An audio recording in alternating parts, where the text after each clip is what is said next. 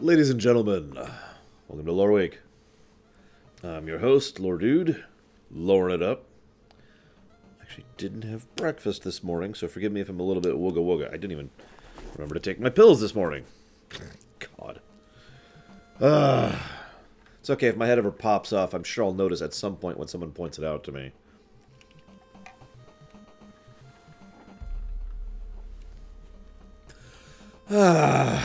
So, I guess I could do this.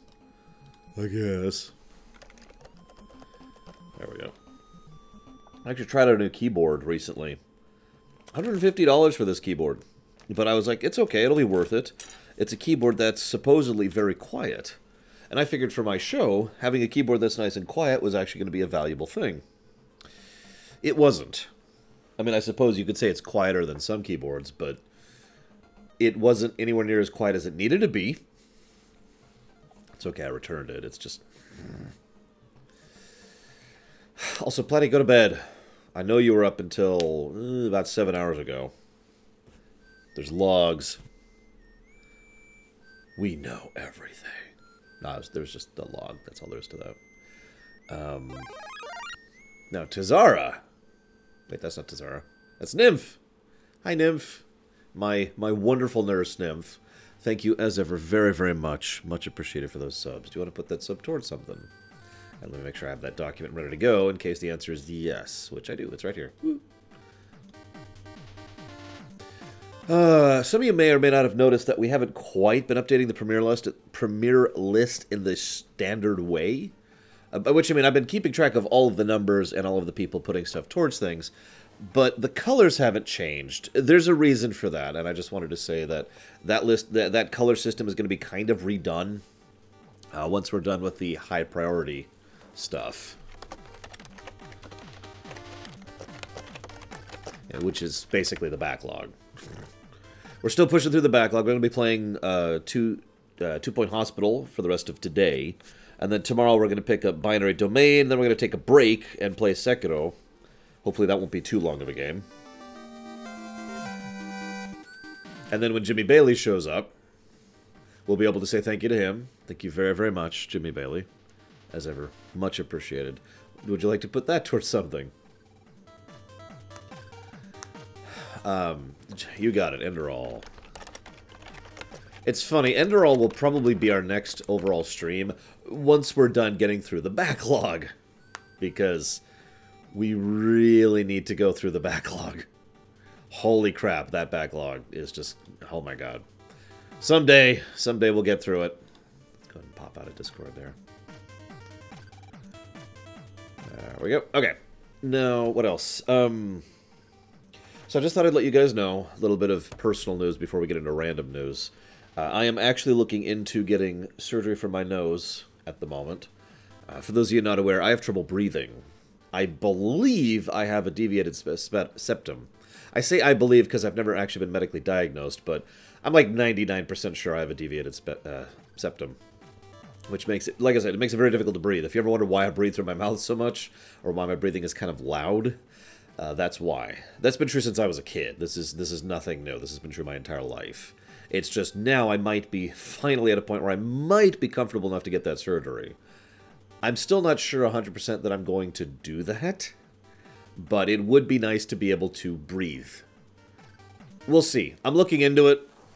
We'll see exactly how that works out. I have no idea at this point. Yeah, as usual, this kind of thing is going to be several $1,000s because that's just how medical science is here in the States.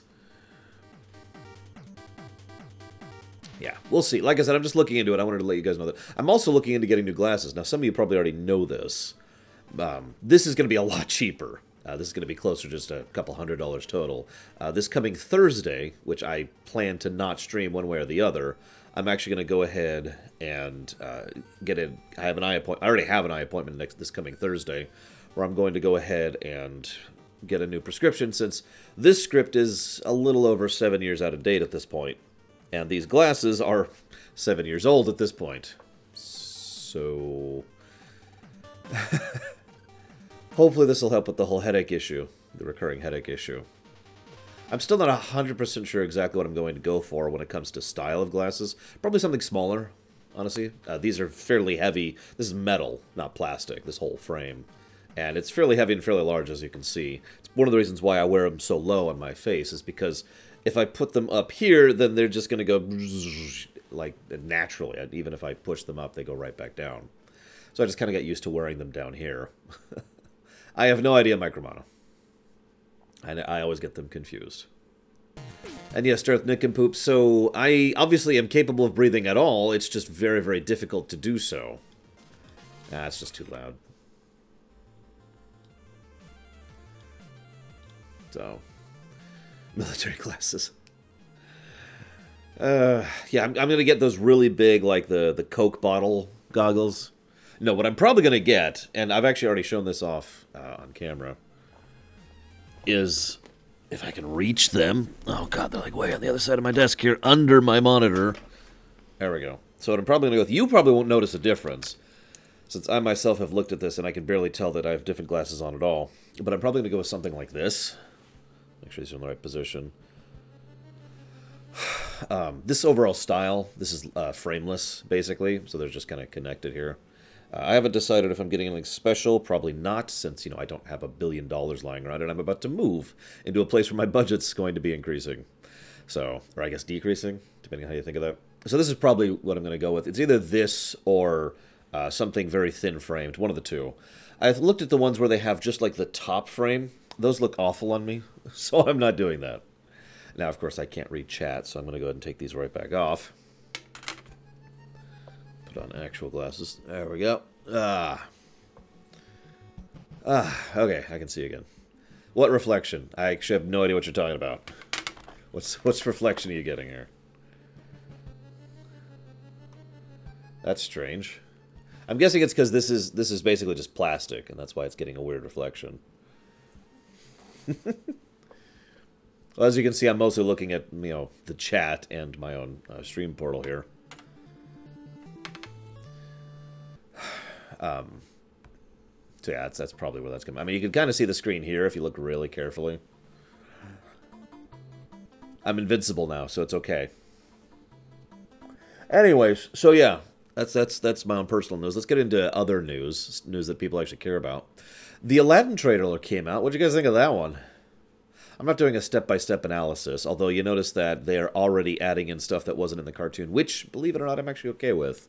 I don't want a point-for-point remake of the movie in live-action format. That just seems silly to me. I do have to say, though, that I actually liked Gnome Saiyan. Oh, welcome. Pay close attention. Hopefully you'll learn something. Hang on. Not ready. Wasn't ready. Why am I a hut god? So, thank you very much, Snicker Friend. Much appreciated as always. And thank you, Gnome Saiyan, again. Much appreciated as always. I will put Snicker Friend's donation towards Pokemon Let's Go. What do you want to put yours towards, Gnome Saiyan?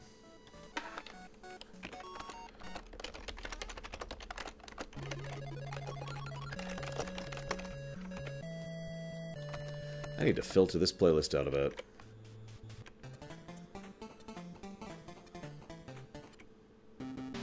Hut. Why did they make me into a hut god, Doctor Who?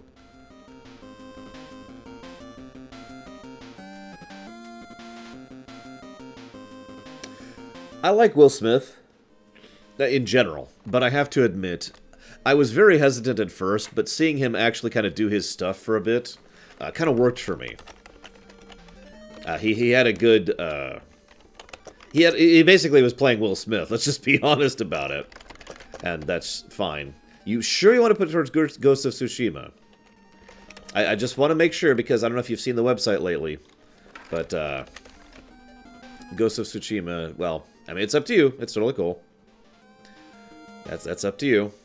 But yeah, Ghost of Tsushima and The World Ends With You are both...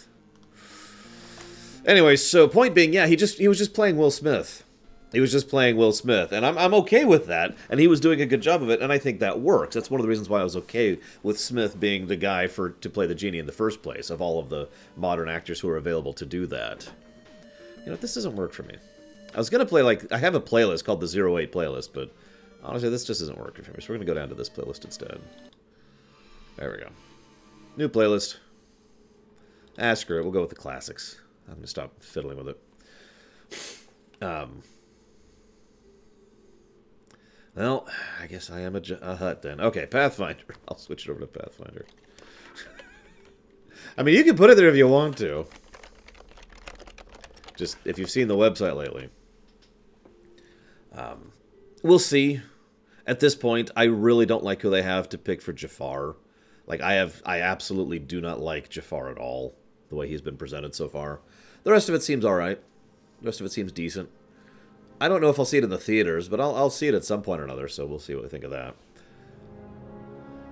Speaking of which, we also had a trailer for Endgame. Now, I don't have much to say about this one. I mean, there's some neat little details there, you know. I do like the recurring motif of whatever it takes, although we kind of all saw that one coming from a mile away. At this point, I think most of us have already predicted the end of Endgame. I also have to admit, I like the juxtaposition of the Avengers logo, which is all shattered and broken and ruined, with the Avengers extremely... Hi, Tazara. Do you want to put that towards something? And thank you, as always, even though the anniversary is being weird. Thank you again. The Avengers text, the actual word Avengers, is extremely concrete and precise, in total contrast to the Avengers logo, which is absolutely shattered in the background. That was a nice, very quick visual thing that they did there. I mean, I'm looking forward to it. The thing that's irritating me the most is the fact that tickets aren't available for sale yet. Quick story for you guys. So when Captain Marvel came out, I almost didn't get tickets for the weekend of. In fact, by the time I managed to check, the Thursday tickets were sold out, then the Friday tickets were sold out, and the Saturday tickets were selling out. It was a packed theater, and we almost didn't get seats. So at this point, I am basically waiting to be like, okay, come on, come on. I've been checking every day for when tickets are going to be available to be able to buy, because we all have availability, which we've already basically decided when we want to see the movie. So, yeah, I anticipate there might be a line. It wouldn't be the first time. I'm sure they're going to do a tickets are available on sale now kind of a thing, but they haven't yet, which is kind of strange. We are less than 2 months out now. In fact, we are 1 month and 1 week. We are 5 weeks out from Endgame coming out, which feels really weird to say, doesn't it? We are 5 weeks away from what is effectively the end of the Avengers story. Just think about that for a second.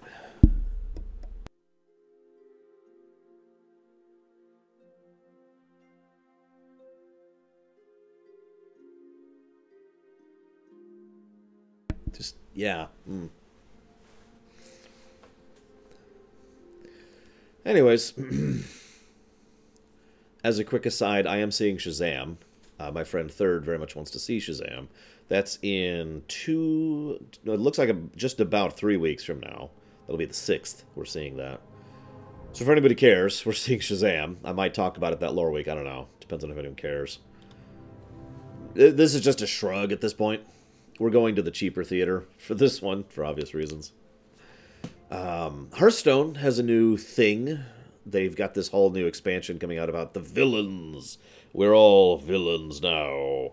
I'm only mentioning this because I wonder how well Hearthstone is doing at this point. Once upon a time, Hearthstone was effectively bankrolling most other Blizzard projects. That was several years ago. So I don't know if Hearthstone is still doing that well financially or not. I've completely fallen out of Hearthstone. The meta kept moving on beyond me, and I just didn't have the time to dedicate to actually learning the cards in order to be able to actually build the decks. I don't know it well enough. In order to play any CCG at a decent level, you have to know the CCG, and I just don't know Hearthstone. I've never put the time into it. So shrug.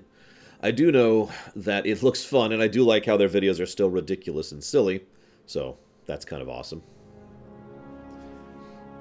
MTG's always going strong. MTG's been going strong for almost 20 years now.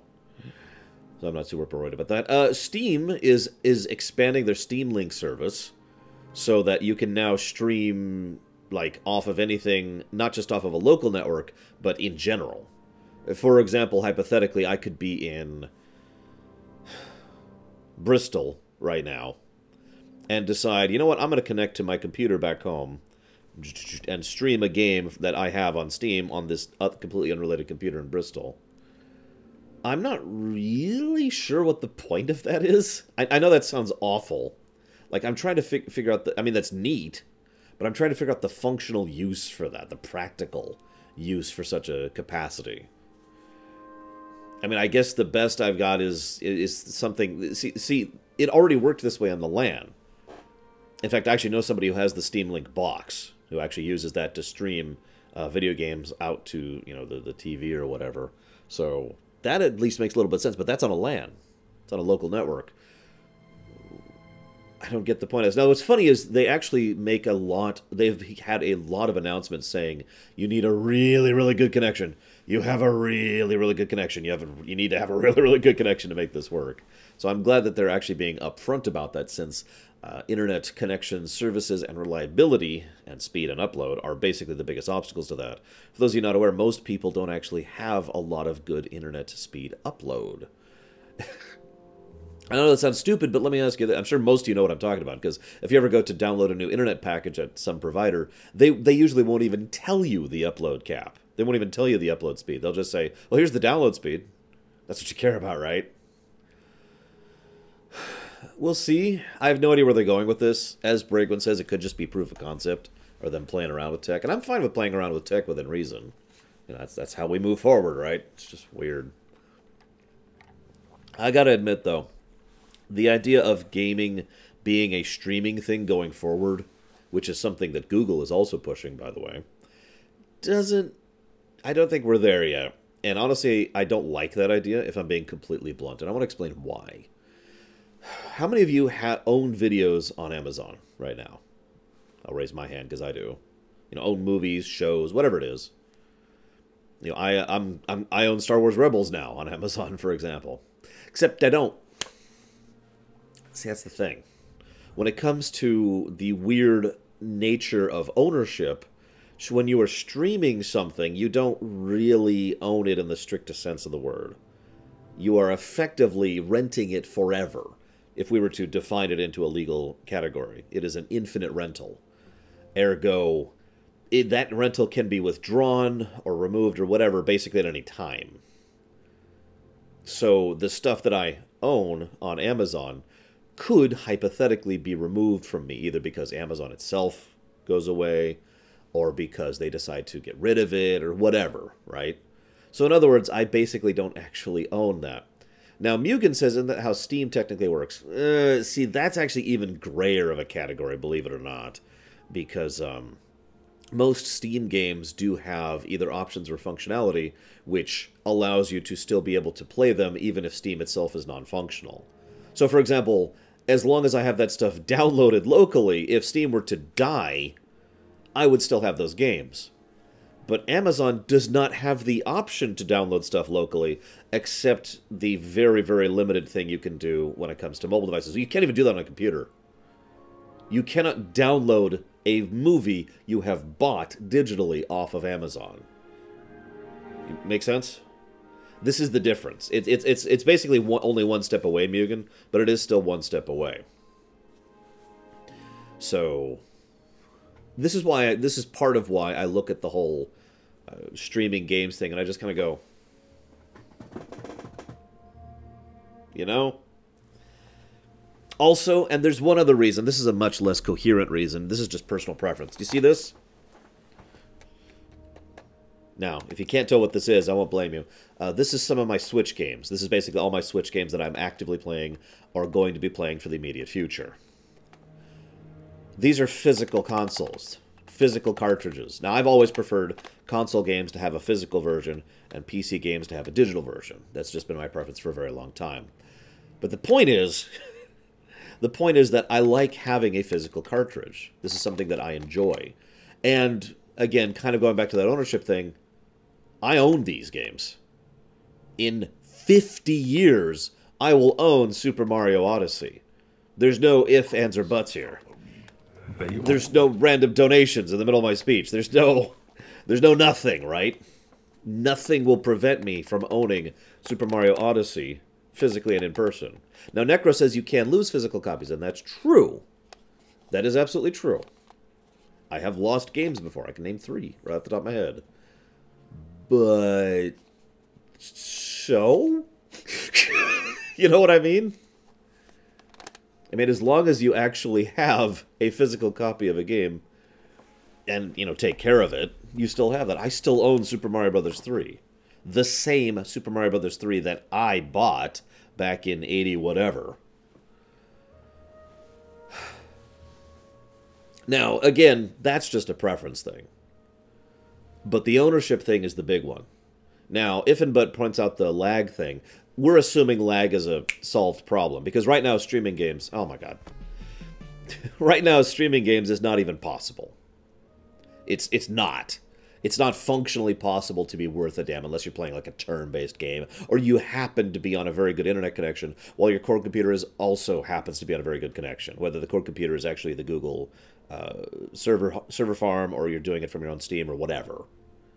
You need that really nice connection, and even then there's probably going to be some latency. That's not a thing that's true right now. But assuming that problem is solved, even if we ignore stream, there's the ownership problem, and that's the biggest one for me. So in short, I don't think I'm ever really going to get into streaming games as a thing personally. Moving on. So hang on. First of all, thank you very, very much, Blue Wolf Alex. As ever, much appreciate your continued support.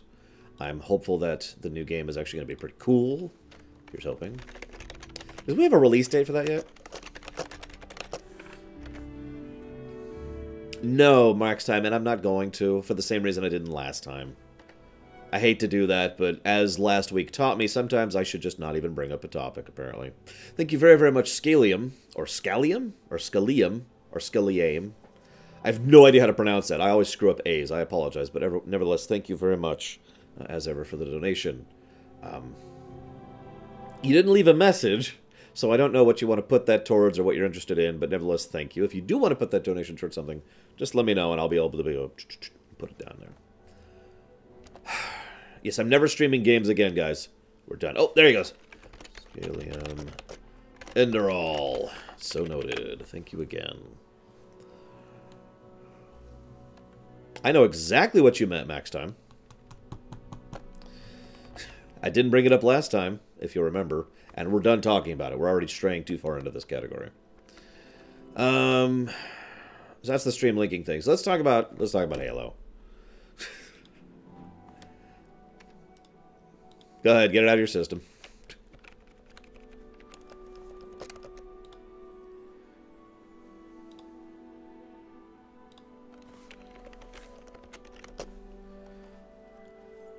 I'll wait.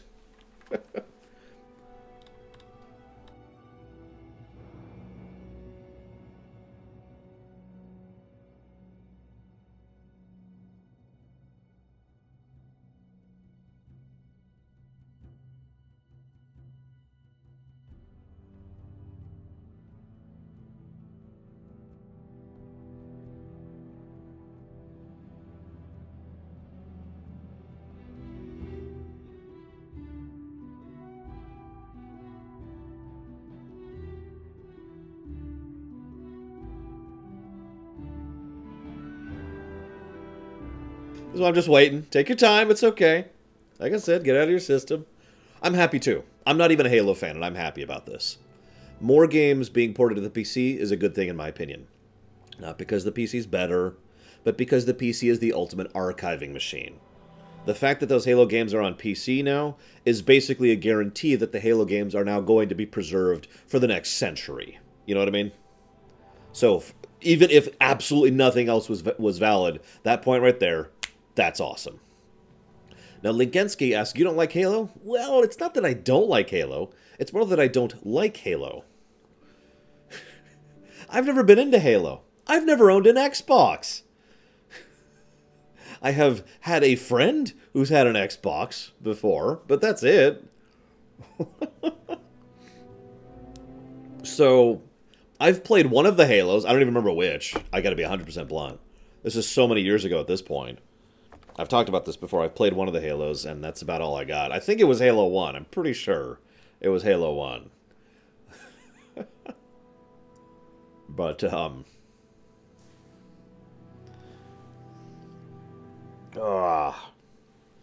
so, lots of people, hi Cord, lots of people have asked, like, I've already had six viewers ask me Halo lore run.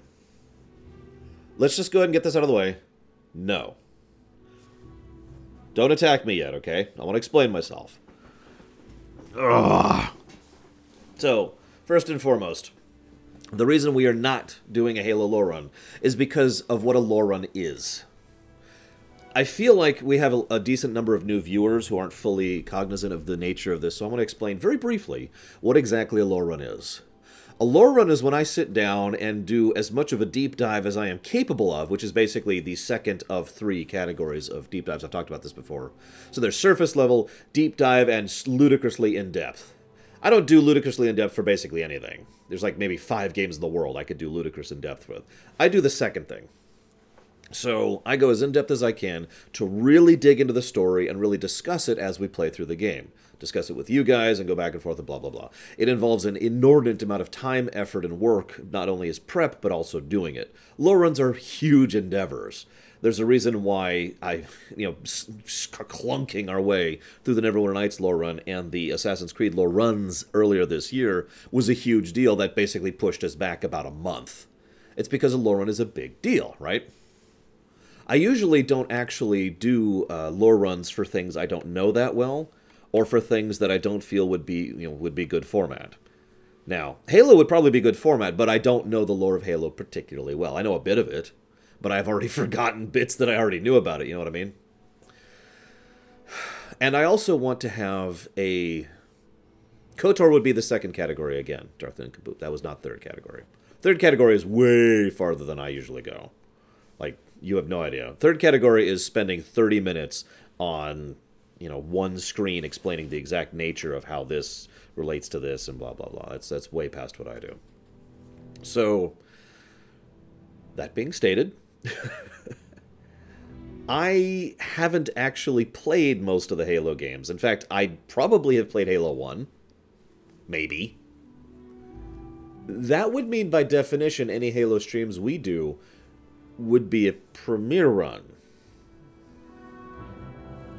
So, if you guys wanted us to do premiere running of the Halos, it's a possibility. Don't donate towards that yet. Please, please let me get through my backlog before we even think about that. God darn it. Yeah, or an in-depth classic. They're the exact same format, really. The in-depth classic and the premiere run are functionally the same format. So, I have no idea who that is, Darth Nincompoops, so I'm sorry, I can't actually speak to that. Absolutely, Micromano. We actually are going to be doing a premiere run of Valkyrie Profile later, because I've never played it. So, now, speaking of which, that also leads me to mention something else. When I first heard the news, my first reaction was, "Oh, that sucks." And people were like, well, a couple of my friends were like, "Why?" Well, the answer, can anyone guess before I say why I said Halo coming to PC sucks? Can anyone guess why?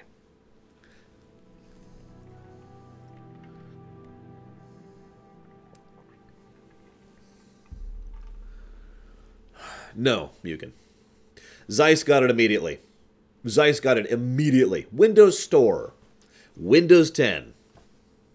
That was exactly why. My first thought was, damn, I'm not going to be able to play those. Because it's going to be Windows Store exclusive, and thus it's going to be stuck on Windows 10. There are actually PC games that are currently out that I would love to play that are Windows 10 or Windows Store exclusive. Now, Trafin points out the obvious. Yes, it's also coming out on Steam. I didn't know this at first. In fact, this wasn't part of the initial news bundle that I got. The initial news bundle I got was, Halo's coming to PC. And then later on, they're like, oh, hey, by the way, it's also coming out on Steam. Which I was like, huh. Now, that's the part that surprises me the most. Because Churen there, he's awesome, right? But he's Windows 10 exclusive. And the way Churen works is most... the way most Microsoft games works is they are full-on Xbone or Windows 10, and that's it. And nothing else, right?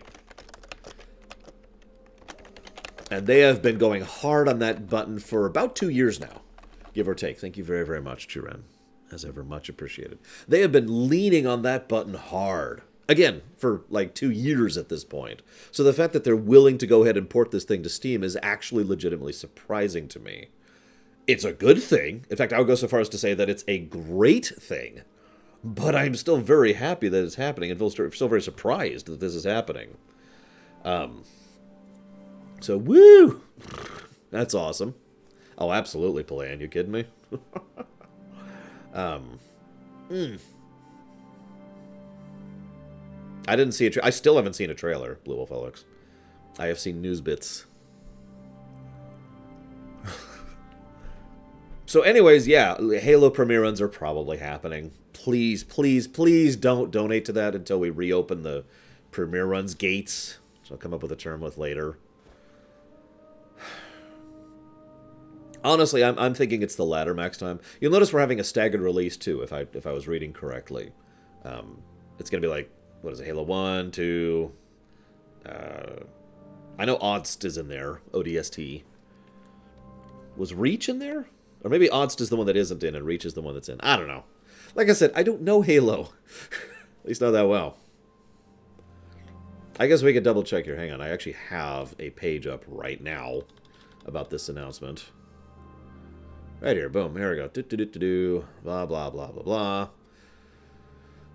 Halo 1, 2, 3, 4, and Reach is apparently what's coming out. So there you go.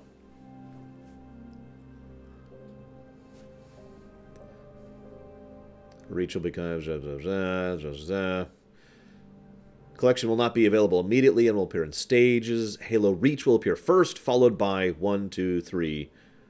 Excuse me, 1, 2, 3, 3 Odst, and 4. And each game will be individually purchased as they become available. Halo Reach will launch as part of the collection. Yeah, no release date that I'm aware of, as mentioned earlier.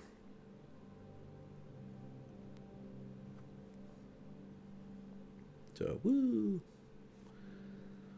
Again, I am happy about this. Oh, welcome. Pay close attention. Hopefully you'll learn something. Hang on. If that's to Halo, I'm not doing it. I'm not shutting that down for Halo. I said no. Okay.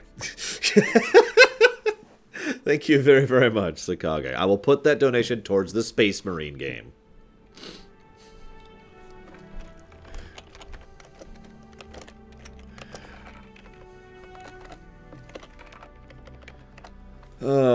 Yeah, Reach is the first game in the series, if I'm not mistaken. Even I know that, because they talk about it in like, the first game. Like, oh my god, ever since the Battle of Reach. Like, we all know Reach is going to end in a horrible, horrible way, right? In fact, if I'm not mistaken, doesn't Reach begin with, like, a flash forward of everyone dying horribly, or being dead horribly, something like that? Oh, spoilers, by the way. But yeah, no, it does look like they're doing that in full chronological order, which I'm with. I actually don't have anything else to say about this. I just wanted to get that out there. I know a lot of people are excited about it, and that's cool. And I'm with it.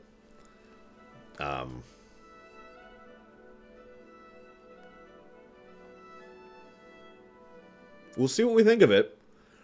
There's one thing I want to mention while we're here. We're doing, well, either premiere runs or in-depth classics of the Halos, which means we'd be rating them, pluses and minuses. I already get a tremendous amount of flack for every review I do in the premiere run or in-depth classic format. I am legitimately tempted to hide from the internet when it comes to the Halo thing and just not rate them.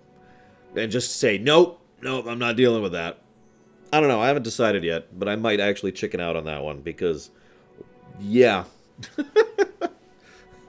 We'll see. I haven't decided, and I won't decide for some time, because this is something that we're pushing off for several months at the very least. But I am considering it. I mean, I agree that nothing is sacred. One of the games I most hope to do an in-depth classic, actually, of someday is Mario Brothers 1. Like, I actually want to sit down and review that game. Like, I want to do that. But, moving on.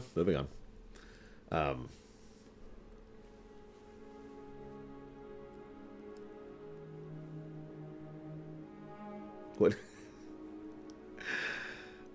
Now, someone asked if I should outsource lore runs. Actually, funnily enough, I believe Darkrai No Moon, who sadly has been absent our stream for months at this point, almost a year, I think, actually, I believe did or was going to do a Halo lore run with permission. He asked my permission to use the term first. I don't know if that's even done. I don't actually know if he ever actually got around to that. But anyways, let's move on to our next point, because I don't actually have anything else to say about Halo, except for, woo! Again, even if we weren't doing anything job-related, no streams of it, like I said, I am happy that it's coming out on the PC, especially since it's coming out on Steam. Your dedication will be rewarded. Now, Shaludo is also donating to Halo. Shaludo, we just talked about this, man. Come on. All right, well, I will put that down. Naruto. Pathfinder. Kingmaker.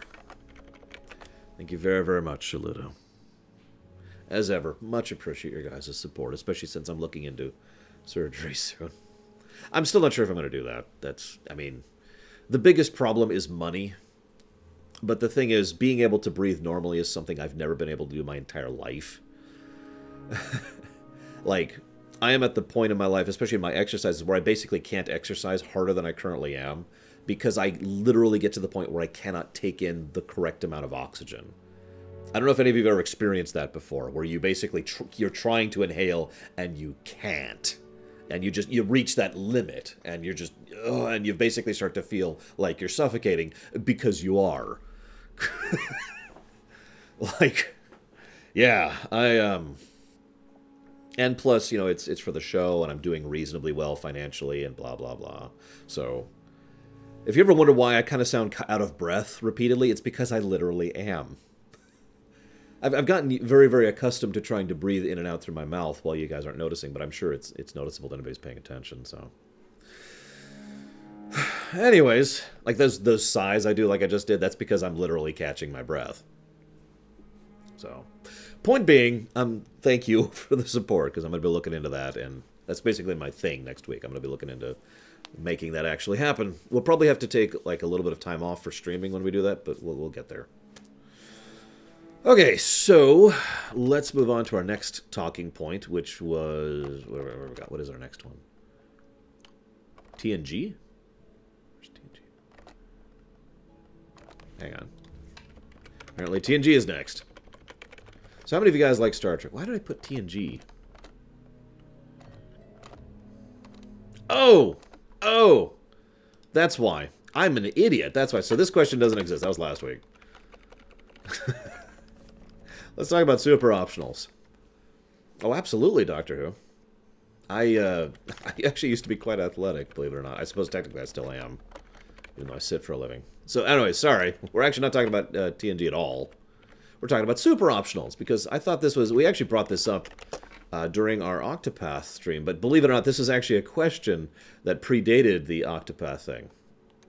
Nope, we're not talking about Epic Store. That's still being resolved, and I don't feel like sticking my hand to that hornet nest. And that's all I'm going to say about that. Holographic Glen. Oh, that'll be perfect. I just have to stay absolutely still forever. Yeah, no, I'd take suicide at that point. So, for those of you not aware of what the super optional is, let me just go ahead and jot that down really quick. Yes, I have, Reverend Stig. A super optional is the no really mega hard final ultra doom boss that is supposed to be the hardest first particular encounter of a given game. Some games do, I don't know what Phoenix Point is, Mugen. Some games do like one or two super optionals that are basically both equally the super mega doom thing, but in general most games have one. Octopath had the final boss. Kingdom Hearts 2 had the Lingering Will. Kingdom Hearts 1 had Xemnas. Final Fantasy V had both Shinryu and Omega. Final Fantasy 7 had both Ruby and Emerald weapons, etc., etc. Arguably, Penance qualifies when it comes to FF10. And also Tremu, or whatever the heck his name was from 10 2. You know, that kind of stuff, right? 12 had Yzmat, yeah. Nuo from FF5's GBA version would qualify as the super optional. Ozma from FF9, you get the idea. Now, the super optional, I wanted to talk about this because this is a weirdly undiscussed topic. The idea here is that you want to put the actual difficulty somewhere over there in the corner, right? Now, this originally started back in 6, I want to say, is when this really started getting going. But Tetsuya Nomura himself has mentioned that he likes the idea of putting most of the actual challenge and difficulty over on the side, and then making the overall main campaign easier as a deliberate choice. And this is something that kind of spread into the Final Fantasies from about FF6 onwards. As I've said many, many times, Final Fantasy V was basically the last FF we had where we had a legitimately hard final boss. Now, the specifics of how this is presented and how this goes is something that's been debated many, many times. Warmech definitely qualifies as a super optional, although he's kind of a strange one.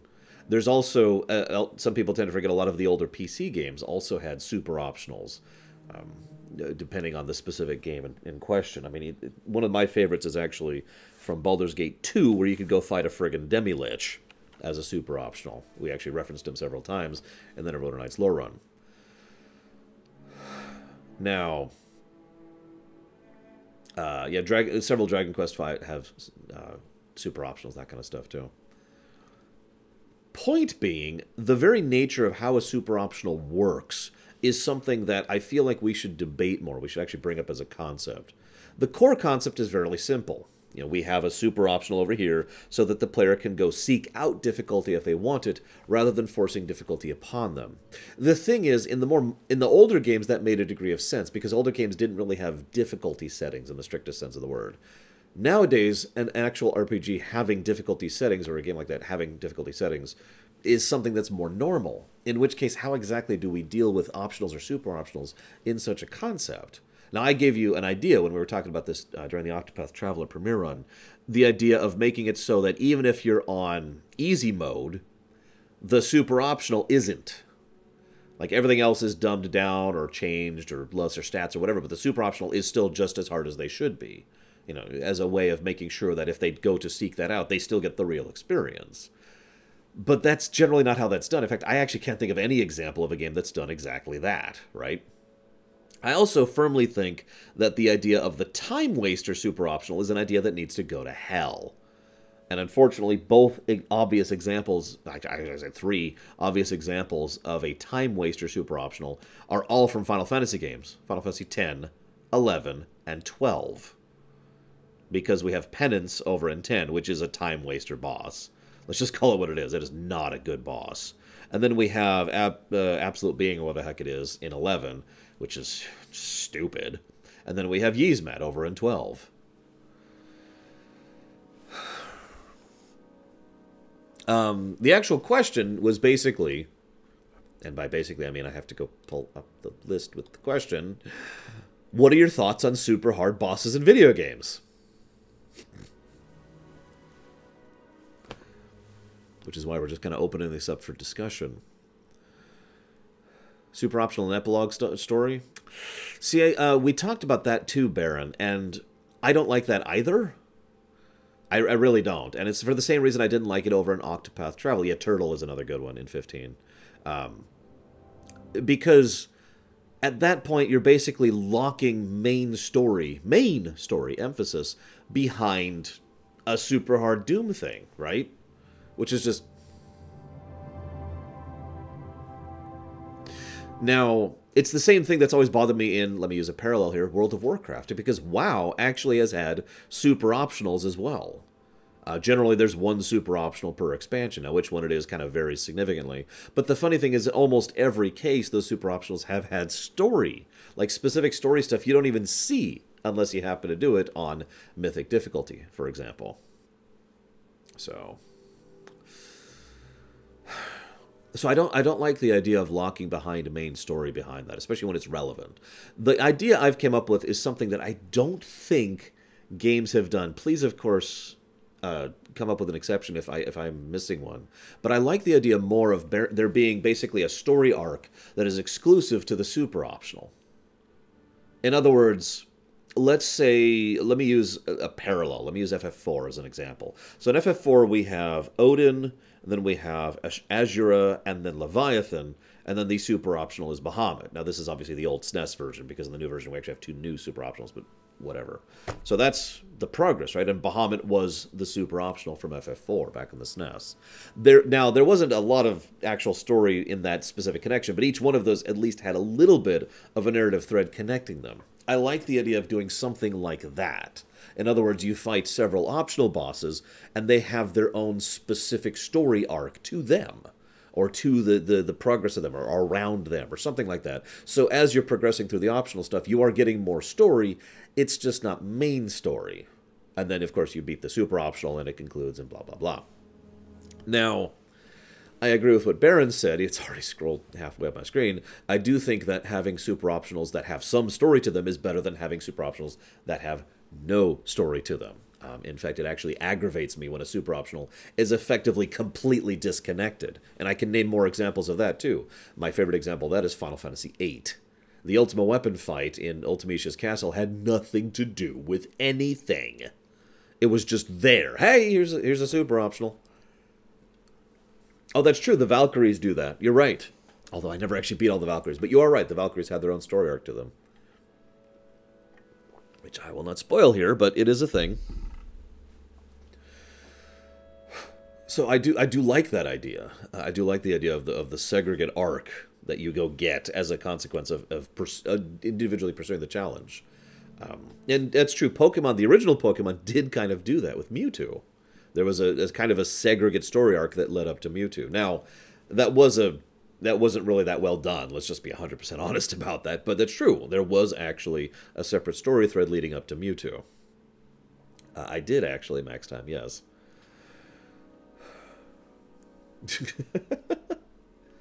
Now, I do also think, just as a personal statement, I do also think that the idea that the super optional boss has to be some big doomy death thing is something that's completely out of touch at this point. Now, not every game does that, and to give praise once again to the Kingdom Hearts series, most of the super optionals in the Kingdom Hearts series have not been big doom super death things, except for 358's boss, which can go to hell. But, you know, I just named 2 examples. Xemnas in Kingdom Hearts 1 and Lingering Will in Kingdom Hearts 2. They're just guys. They're extremely difficult, you know, interesting, fun fights, but they're still people. Whoops! Excuse me. I like that. Now, what Tigzar is describing is an interesting concept, because what Tigzar is describing is how World of Warcraft approached difficulty for some time. For those of you who don't actually remember, that was just me jamming into the keyboard tray there. Ulduar is probably the example of this. So you're fighting the XT002, and it's and if you during its vulnerability phase, it opens up this little core heart. If you kill the heart, it activates hard mode.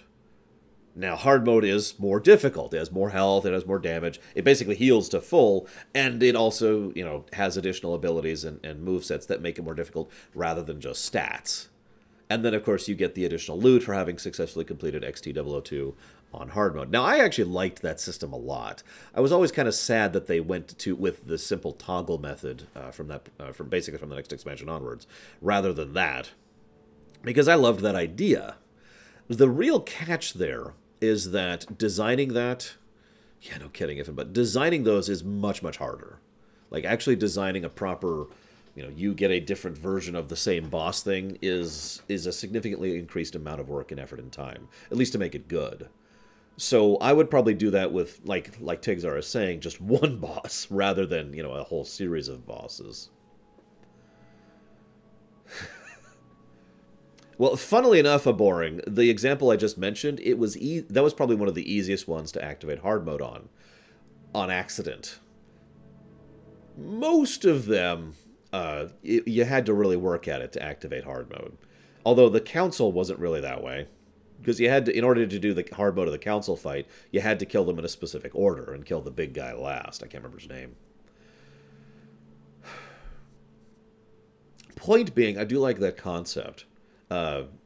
It adds to some interesting layers and dynamic. Let me just use the perfect example of this, in my opinion. Yogg-Saron, okay?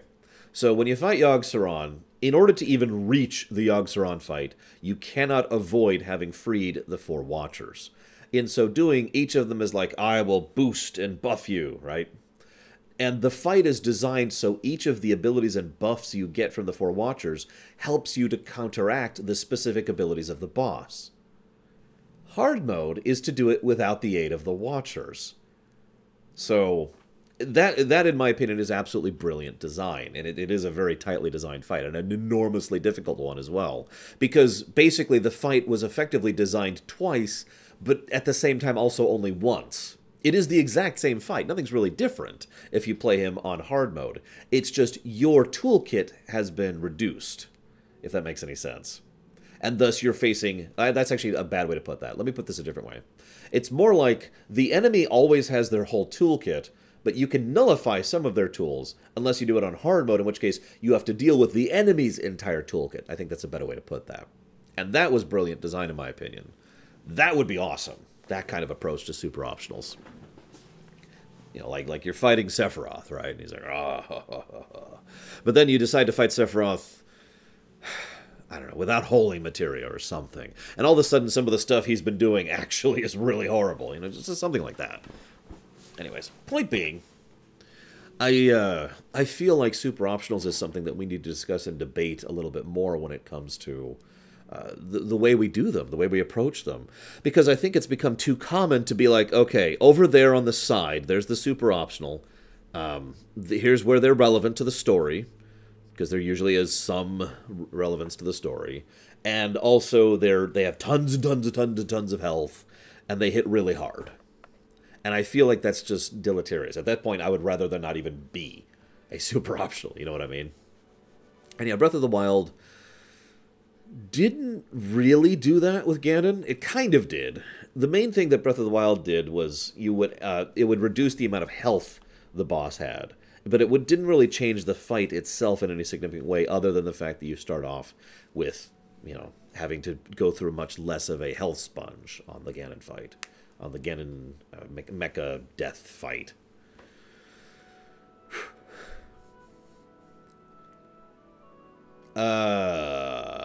Not really, Tigzar, because that's basically mandatory.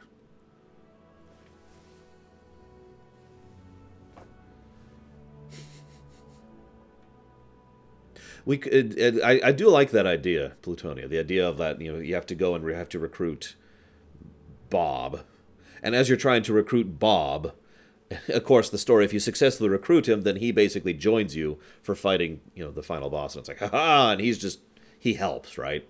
But you can also do the super optional form, which is not recruiting Bob. You go take care of the rest. We got this. And then you have to fight him without Bob empowering you. Similar concept there. Could Zelda work with a super optional? Absolutely. The problem is Zelda usually doesn't even bother with the super optional concept. The closest we've come to a Zelda super optional is, in my opinion, of course, is very recently when it comes to Breath of the Wild. Not Ganon, the Lynels. The white Lynels, specifically, or silver, whatever the highest level, the ones they added with DLC. That is super optional when it comes to Zelda, and it's extremely recent. That's only 2 years old at this point. Now, there was a bonus question here. It was, what other super optional would you like to see in Kingdom Hearts 3? Since the one we have is just kind of there. And also has nothing to do with story, which is a strange thing for a Kingdom Hearts game. Honestly, I'm just going to cheap out here I'm gonna cop out. Is that cool with everyone? And I'm just gonna say that I want the 2 super optional bosses that I've already spent a significant amount of time talking about and describing. I want to fight Vader, and I want to fight Thanos. Because I've already, and you're thinking, oh, you just want the Disney. No, I've spent a lot of time discussing exactly how rough and brutal and awesome those fights would be in the Kingdom Hearts 3 engine. I think that would be amazing. Now, data foretellers, that's pretty cool. I like that idea.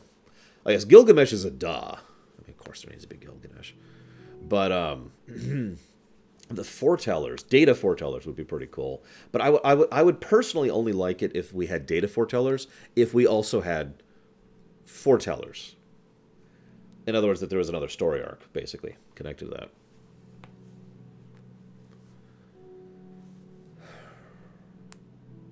That's true, Abhorring. Twilight Princess did have the 100 Pits place. Wind Waker also had the 100 Pits place. Data, Dream. I mean, is there a difference at this point, Max Time? But yeah, no. Now, obviously, Vader isn't going to happen and Thanos isn't going to happen, so I'd probably just default to the foretellers, especially since so much of Kingdom Hearts 3, this isn't even really spoiling, is setting up for the whole thing related to Union Cross and all that, so... Yeah, Paper Mario 2 did have super optional as well. It had Bone Tail. Paper Mario 1, most of the Mario RPGs have some kind of super optional. There's Cool-X in Super Mario RPG. There was, Paper Mario had the Ultimate Trainer, whose name I can't think of. It was the martial arts guy in Toad Town. Then we had Bone Tail in Paper Mario 2. I don't remember who it was in Super Paper Mario, but it was at the end of the 200 floor dungeon. I can't think of his name. Sorry, please forgive me. I have fought him. I just don't remember it right now. Yeah, all the Mario and Luigi games have had a super optional as well. It's been a fairly common thing. No surprise, since the entire Mario RPGs franchise got started by Square.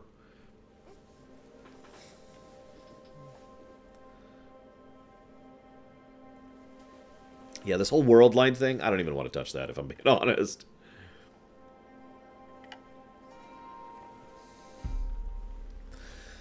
Anyways, that's about all I got for super optionals.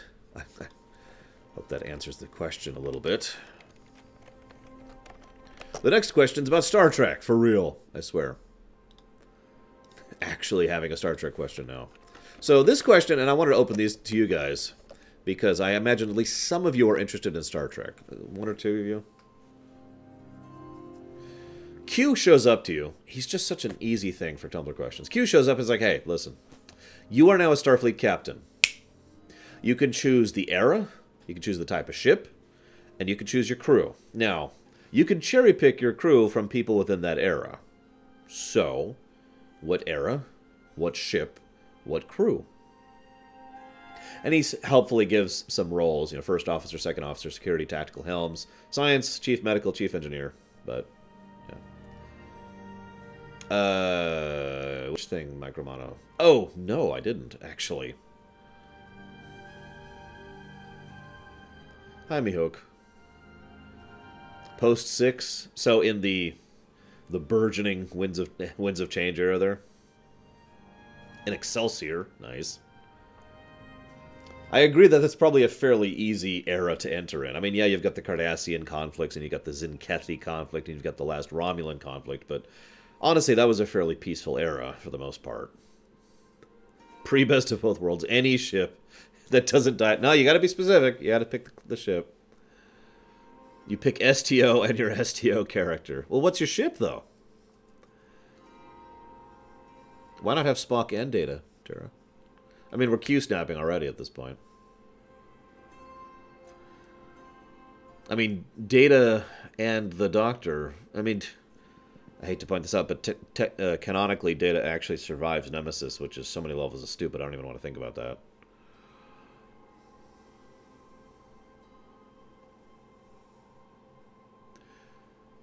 Okay. You suck, Abhorring, because that's all, and that's an awesome pick. Even though technically Martok is Chancellor, I still get you, because again, Q-snap. I wouldn't mind a Borg cube, I'll admit it.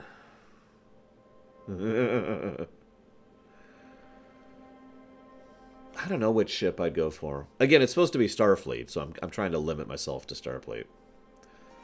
Don't ask, Spirit of Memory. Just don't. Read the comics if you really want to. The comic lead up to Star Trek 2009 covers it. It's dumb. I'm just going to say that. Could you choose Q? Let's say no. Let's say you do have to be within the realm of reasonability here when it comes to choosing your crew and your ship. I got to be honest, I'm actually very torn on this because there's a lot of eras of Star Trek I like. But I will say personally, I have no doubt that I would pick some time from TNG onwards. Because I want access to holodecks and replicators. And extremely good medical tech. I know that sounds stupid, but that's my reasoning. Now, there's not really a good era of peace from TNG onward. There's TNG Season 1, 2, and 3, which is 3 years. And then the Borg happen. And then it's basically conflict from then on out, in one form or another. So... yeah. That being stated, I'd probably go post-Voyager if I had to pick an era. I mean, I'm trying really hard not to just say STO, but I'd probably go post-Voyager. Before we're at war with the Klingons again. Cough, cough. I'm really torn on a ship. I like a lot of ships in Star Trek, but not a lot of them are actually Starfleet ships. I suppose I would default to the Galaxy. You know, the apartment complex in space. Not because it's a particularly amazing ship, but because it's a ship that can do a lot of things. It is basically the definition of a catch-all ship. No, Pauline, I can't think of any reason I would want to be in the Discovery era. I wouldn't even want to be in the TOS era, to be completely honest. Yeah, era. I actually kind of like that, too, a boring, if I'm honest. I was actually wondering what the Arbiter was, because I didn't recognize that ship name. Ah! Gotcha. I know what that is. That's the Avenger variant. I was actually debating... If I was going to do an STO thing, I would probably go with one of the STO unique ships. One of the ones they added. Because there's some fun ships that they've added.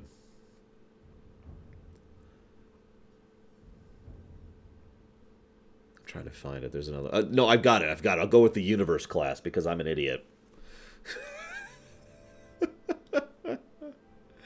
Why would I do that? Why would anyone do that? Let's just say that's not allowed. Can we all just admit that the Universe class, or whatever it's called, is Universe, right? It's not going to say it's class, is it? Whatever. The stupid class is not available. That's just off the table entirely. No, it is the Universe. I'm right. The Odyssey is a nice ship.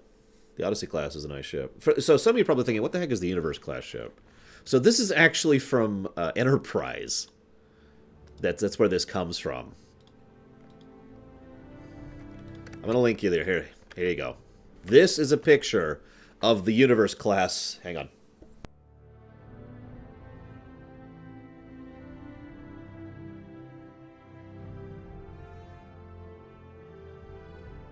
Excuse me, that is a picture of the Universe class in STO at its canonical size, right next to a Galaxy on the right, and we've got the Abrams Constitution on the left. I think that's a... I'm actually not sure what that is. Is that an Odyssey?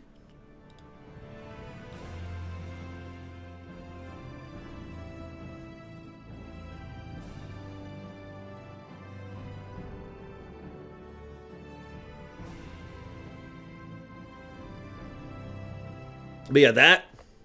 Not only is it too big, you guys know me and ships that are too big, but it is so ugly! Look at that thing! I know, visual aesthetics are a thing, and everyone likes different ships, and I'm cool with that, but that to me is actually hideous. It looks like a pizza cutter. Like, there's no flow to it.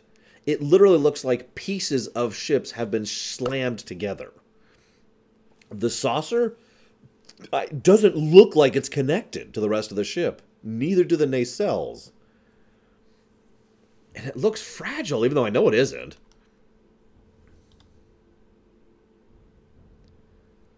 Like, let me try and get a shot from the front. There we go, perfect. Here's a shot from the front of this thing. You can kind of see what I mean by just the disconnect. It's just such a weird looking ship. God. I know, right? Actually, funnily enough, the Vengeance is in STO as well, Casual, and it looks really dumb, too. But yeah, it's just... It looks glued together. I mean, it literally is.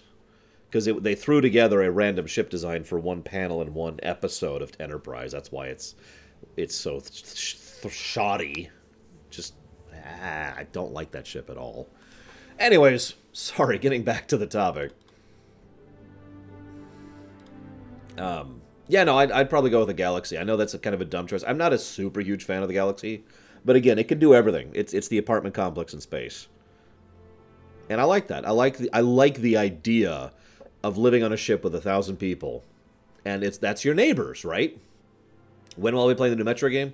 Probably in about a year when it comes out on Steam, the good senator, give or take. Ah, excuse me. So. Really, Venters? This product is no longer available. Yeah, the Intrepid... I was actually debating the Intrepid, because the Intrepid is basically a smaller Galaxy that's just better in almost every way. Well, again, a boring... Like, this is... The idea here is that we're being transferred over into Star Trek. So, yeah, that's kind of how I'd like to live. I would love to live on a Galaxy.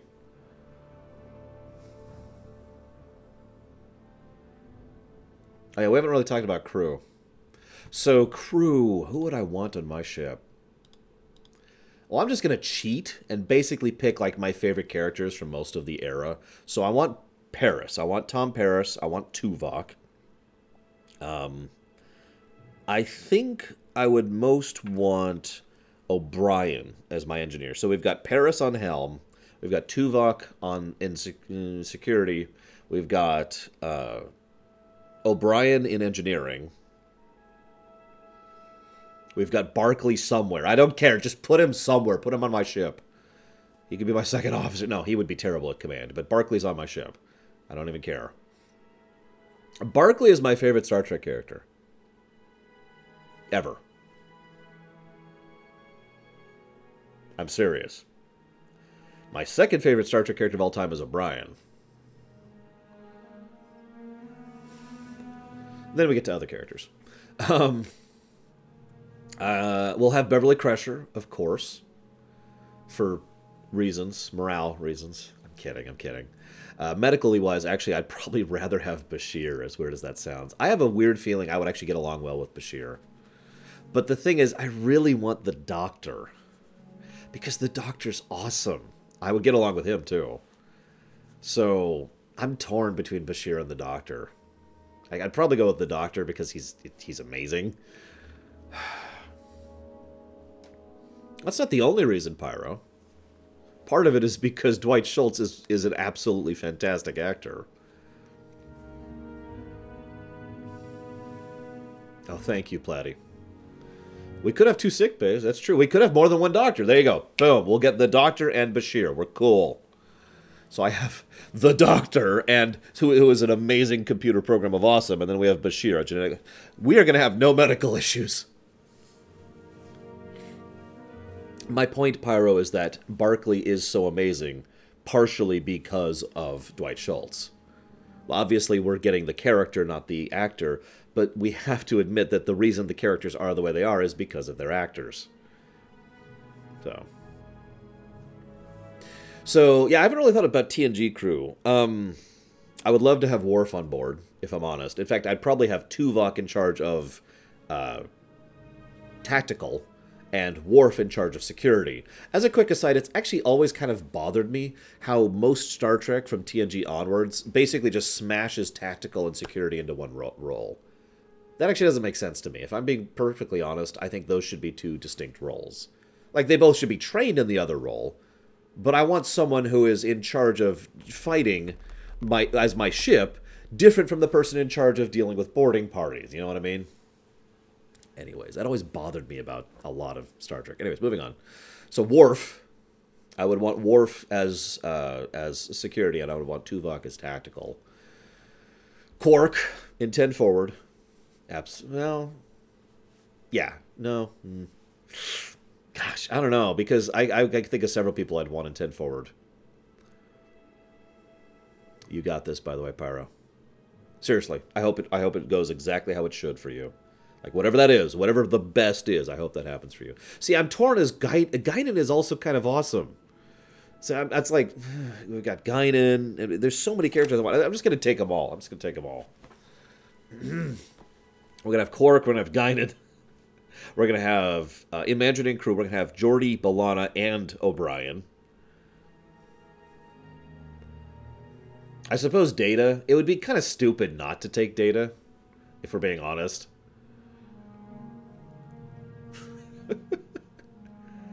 Okay, let's narrow this down. So I'm just kind of grab bag buffeting all the characters. First officer. You have to pick one person. Who's your first officer? Who is your number one? This has to be someone who is good at command, who you're going to get along with to some extent or another, who you're going to have a good working relationship with, someone who's going to be able to basically run the ship totally in your absence.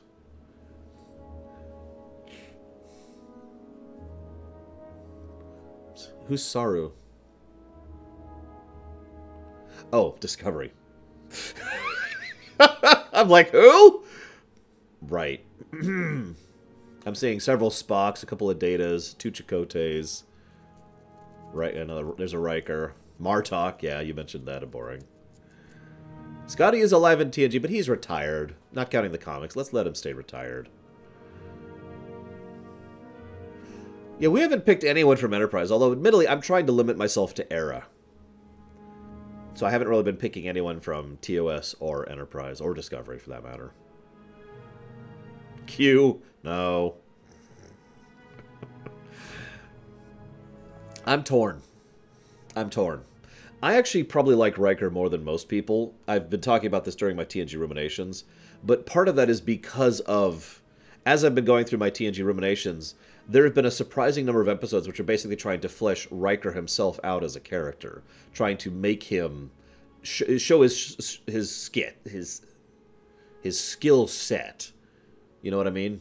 And showing why he gets along so well with the crew and, you know, does his job and blah, blah, blah, blah, blah. I feel like Riker is actually is being bettered in my mind, having gone through TNG with analysis mode on. It is actually a bit of a shame that other characters don't get as much time and attention as he does, but I do think they've been doing good work with the time and attention that has been given to him. So, Riker is definitely in the running for me. Lol, Darth Nincompoop. Honestly, so is Chakotay, if I'm being completely blunt. Despite the fact that he had basically the exact opposite problem as Riker, every time Voyager actually let Chakotay do anything, he tended to be awesome, and in fact, one of his biggest character traits was competency. He was very adaptive, he was very capable of picking up on things on the fly, and immediately being like, okay, we gotta do this now, you know? Just bam, right?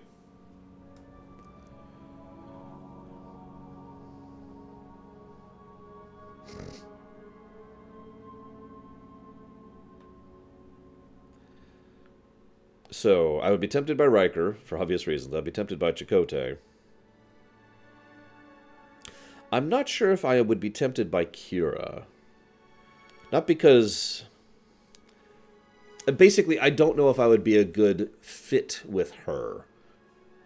Kira is the kind of person who adamantly pushes back constantly against her leadership, which is something I like. It is something I want.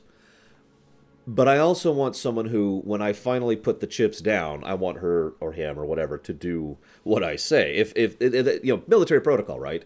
You should question orders if you think there's something wrong with them.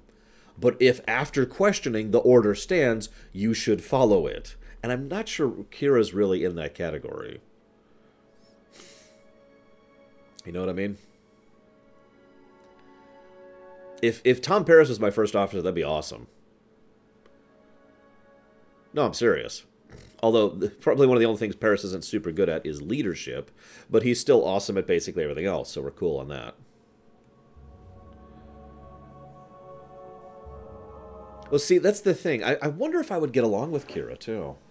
That's a strange question to say, because while she has a lot of character traits that I both like and enjoy in other people, there's one thing about her that has always bothered me.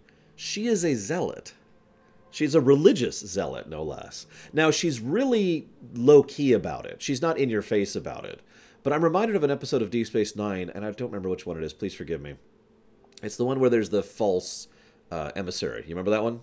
The false emissary is pulled forward from the past into the present. And everyone just kind of says, oh, well, he's the emissary. You remember that episode? In that episode, Kira... we got to see an interesting insight into Kira, where she pretty much flat out stated, I don't think this is right. I think this is awful, and I think this is bad for Bajor, but I'm going to do it because the emissary told me to. You know? That always kind of just hit me kind of in a weird way. Now, I get it. I do actually get it. It's because everyone has to have an absolute line. Well, they don't have to, but most people have what I call an absolute. In other words, bedrock. All other thoughts, concepts, preferences, opinions are all based on the bedrock, right? And for hers, the bedrock is the prophets and the emissary of the prophets. You know, her faith. Her faith was her bedrock. So even if every other part of her was going against it, all of that has to bend to the bedrock. And that episode showed that very clearly, because the episode made it very clear she didn't agree with it at all, personally or politically, from the perspective of a leader, from the perspective of a member of the Bajoran people, and from the perspective of an individual who was told she had to go and start crafting pottery, right?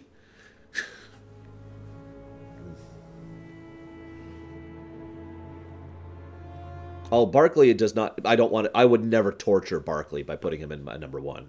Never. That would be a punishment to Barclay.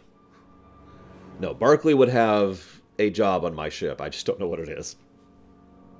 But anyways, my point being, I think that would mean I wouldn't want Kira to be my number one. You know what I mean? I don't want my second in command to be someone who will do anything the emissary tells them to do. If it wasn't for that, Kira would also be in my running. Because, yeah. Barclay's the janitor. A good janitor... I understand the value of a good janitor. Thank you very much. Well, but then he'd start trying to make out with Troy boring, and that would just cause issues. Good morning, Sonoshi. I'm still torn on my first officer. No, Venters. Barclay works well in a group. I know that sounds like a contrast of opinions, but I'm serious. If you ever notice, Barclay, of course, has his own brilliance, but when he's working in a team, he works very well. In fact, his very first episode showcased that. The fact that he was able to work at the meetings, the engineering meetings, and just kind of think their way through it and you know, bounce ideas off the group in order to push forward. Now, obviously, he has issues with a group, but let's be honest. We need to embrace Barclay. Come here, into the group. Just don't be like us. Just be in the group.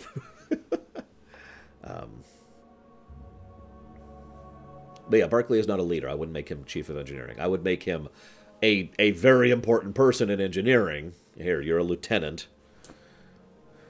He's also from the A-team, so yeah, that's also true. But yeah, I would not make him chief of engineering. I wouldn't make him chief of anything. I also like the idea of my engineering staff. I mean, there probably has to be at least one chief engineer. There's military reasons for that. But I like the idea of my chief engineer, or my engineers in general, being more of a council than a dictatorship. As I mentioned during the Hollow Pursuits episode, I actually really loved that little engineering meetings they were doing, and why we don't see more of that, you know. Thank you very, very much. Dance yourself. As ever, much appreciate your support. Thank you. What do you want to put that towards?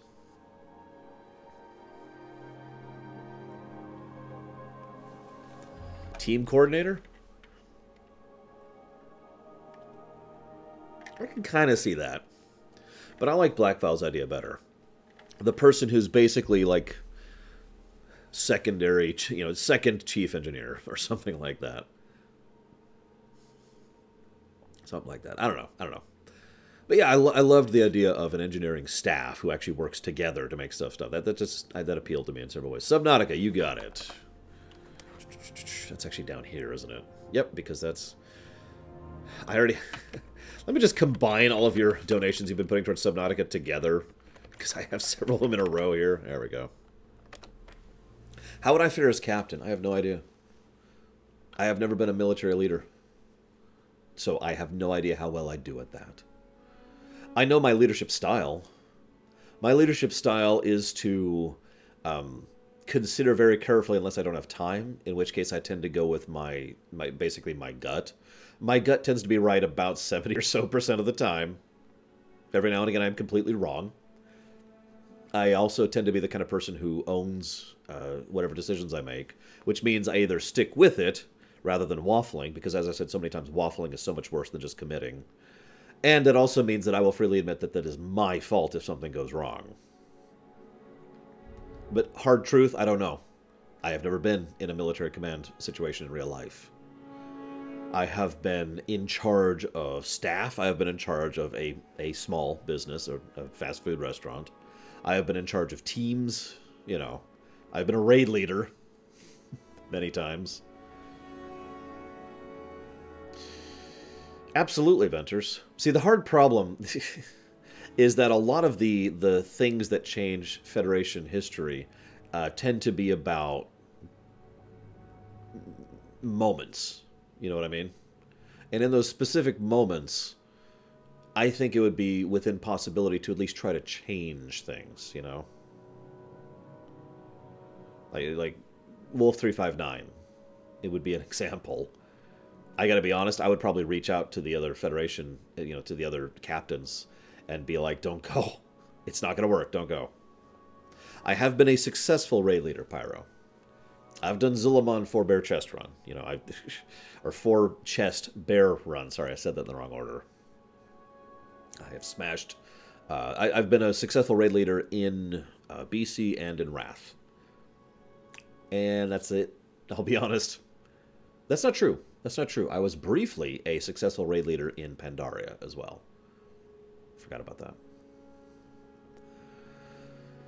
And I guess Vanilla too, but we don't talk about that.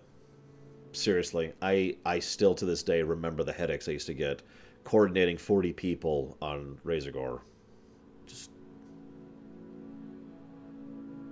Ugh. Well, I'm not as good as you, Pyro. I'm not trying to brag here. I'm just saying I have been a successful raid leader.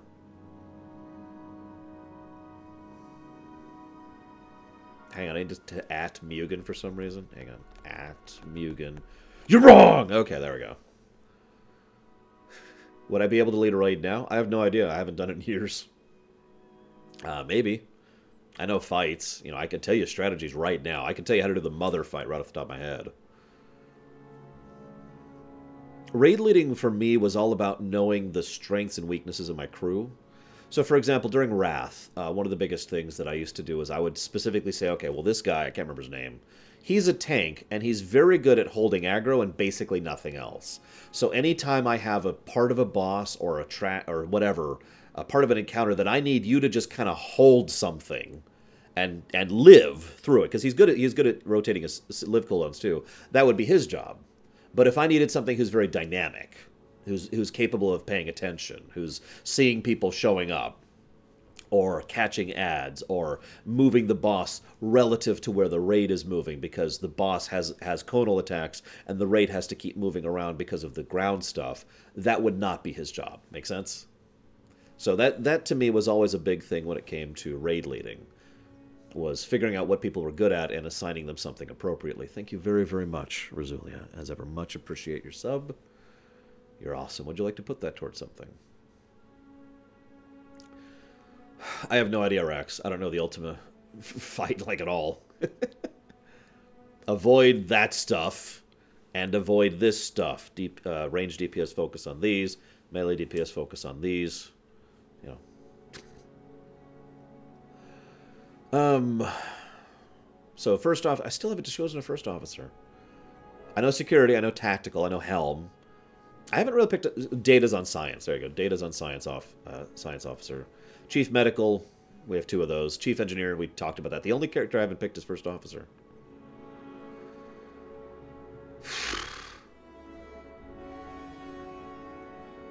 Raiding is a lot of fun with people who are either as good or who are...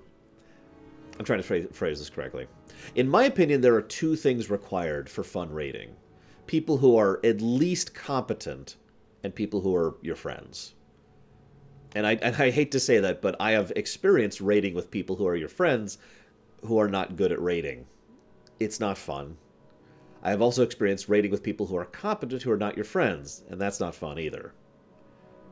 So, that being said, you get a good group. You get a good group, you hold on to that sucker, because that's awesome. You got it, Razulia. Let me jot that down really quick. Thank you again. Yeah, I have too, Pyro. I've had to say to someone that I like, that I enjoy their company and that I care about them, look, I'm sorry, I have to bow you out. You're not doing it. You're not managing this fight. You are the distinct reason. I've told this story before, so I'm not going to name names, but we were going for the Undying achievement in Noxuramas, right? 10, because we only had 10 players. But we kept bringing a friend because he was a friend. He was singularly and directly responsible for us losing the Undying achievement 3 weeks in a row.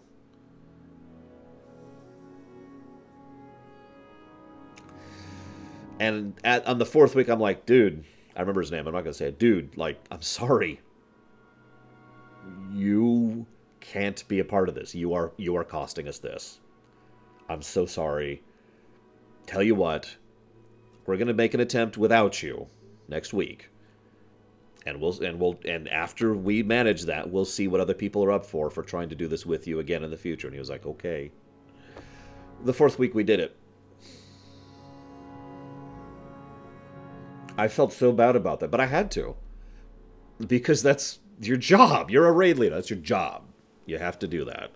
And it sucked. Yeah. We never actually did it with him either. We made a couple more attempts with him, but he just couldn't do it. I'll even tell you the exact fight, because I know exactly what killed him. And the end of Noxuramas... So the way Undying works, for those of you not aware of what I'm talking about, you have to get through the entirety of the Noxuramas raid without anyone dying. Now, I think it's actually specifically dying during a boss encounter, but the point is you have to get through Noxuramas 10, the whole raid, without anybody dying during a boss fight. You with me? So, if anyone dies at any point, it's over. Now, you might say, okay, that sounds kind of rough. Well, hold on. Noxuramas 10 had a lot of bosses. It had 4 wings. Each of it had 3 to 4 bosses, and then it had 2 bosses at the end. So it's like a 15-boss dungeon, or raid. So you had to go through 15 fights with no one dying. Now, Nox 10 wasn't all that hard, especially compared to the old Noxuramas. But Nox 10 still had several, oh, you tripped, you're dead moments. And one of those was at the very last fight, when you're fighting Kel'Thuzad. He has a couple of interesting mechanics, but the most important one, the one that kept killing... There were 2, actually, that kept killing him. The first is he'll put a little vague red thing on the ground. If you stand in this, it kind of goes... and then it explodes. That will kill you. It does like 300,000 damage. It's some ludicrous amount of damage. So, that was killing him. And he would do a thing where he'll ice block someone and then start slamming them in the face with damage that will kill them unless you break them out quickly, which was getting people killed. So, yeah, we benched him. Now, I want to explain something because I really want to get my point clear here. When we did it the 4th week, we just went with 9 people rather than the full 10, and we did it. Anyways, this has been a fascinating question. I hope you guys have enjoyed this, but I still don't know who I would pick as my first officer. I guess I'd default to Riker. See, the thing is, my biggest complaint with Riker is that he comes off as a bully too often. Hollow Pursuit is a good example of that. And he tends to, the way he acts around Rolaren is another perfect example. When Rolaren first came on in the episode Rolaren, or Emson Ro, whatever the heck the name of the episode is, when Ro comes on board, Riker is just a straight-up dick to her. Like, way past the realm of acceptability as far as I'm concerned. That would be my biggest concern with Riker. My biggest concern with Chakotay... I'm not sure I have a big concern with Chakotay. As weird as that may sound. Spock's busy. He's off trying to get Romulus into the Vulcan Empire. He's over there. Well, no, in all seriousness, obviously the biggest problem with Chakotay is an out-of-character problem. It's the show. Chakotay is someone who has no problem breaking the rules if he feels he has a good reason to do so, but he also understands the value of said rules and thus adheres to them most of the time, which is very close to my own philosophy. He also, he tends to be very calm even when he's angry. He definitely, like I said, he's competent. He's good in a crisis. He's good at taking command immediately and, dealing with what he's got to deal with. The only complaint I would have with Chakotay is that he doesn't question Janeway enough. No, seriously, there's too many times when Chakotay just kind of bows to whatever Janeway says, and I think there are plenty of times in which he should have actually done so, because it's his job. This is one of the reasons why I'd be more okay with Kira or Riker in that sense, because both of them would have no problems going to me and saying, "You're a moron, Lore. What's wrong with you?" I mean, Chakotay never crosses that line, never goes that way, and that was, of course, an out-of-character problem, because they wanted to make sure that Janeway was the captain who was never wrong, and so they made Chakotay never actually go after him. Now, Mike Romano says, what about the captains? Of the captains of this era, again, I'm limiting myself to this era, Sisko would be my first go-to for a first officer. Because Sisko is awesome. But he's also, he's capable of working through the rules and regardless of the rules. He is capable of owning up to his mistakes. He is very human. He has a lot of... he has a lot of faith in Starfleet, which itself kind of lends itself towards a lot of belief in the ideal. And I get that. I've said before, I actually firmly believe in the ideal of a military. And I think Sisko does too. It's just he calls it Starfleet and I call it military. But we are both adhering to the same general ideal there. The biggest problem with Sisko would be that Sisko would be the kind of person who I'd be like, "Sisko, I need you to not do this thing." And he'd be like, "Oh, sorry. I can't hear you." And then he'd go off and do it, which may or may not work out, depending on the circumstances. Also, he's technically a prophet, so that would be a problem. And he's the emissary, which would be a huge problem.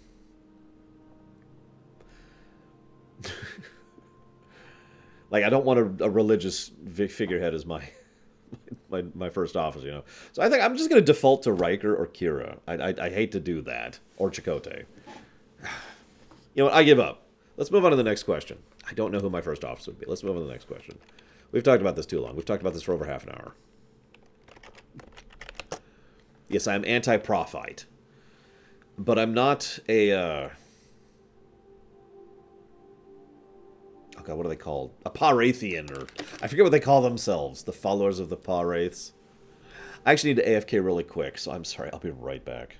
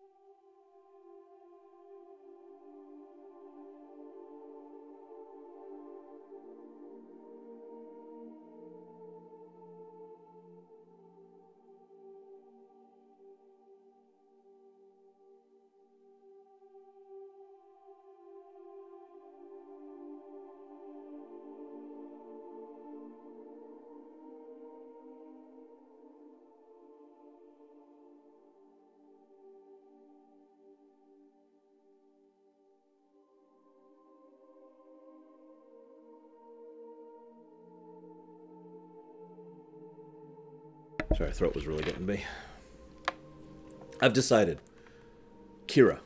I'm gonna stick with Kira. Here's my reasoning. All three have one big problem, right? Riker is too much of an elitist. Chakotay doesn't question enough, and Kira is religious. Of those three problems, I'll take the religious problems. I want a first officer who's going to question me. And I want a first officer who's not going to be trying to make a click on my ship. So, Kira. Kira's my first officer. I gotta take a new timestamp. So, this is a fascinating question. I would love to run that ship. And suck at it. So, this is a question from Shadow Machine, which I know because I just looked this up this morning. So, what's a biggie bag? I'm sorry. What the heck is a... It's a bacon double stack, 4-piece nuggets, a small fry, and a small drink. Okay. That's strange. Whatever. Just got an email about that. No, I'm pretty good with kids. I'm not worried about that boring. Alright, next question. Oh, I guess I should update the thing. This is about Mass Effect and Warcraft. The two things that fit together the best.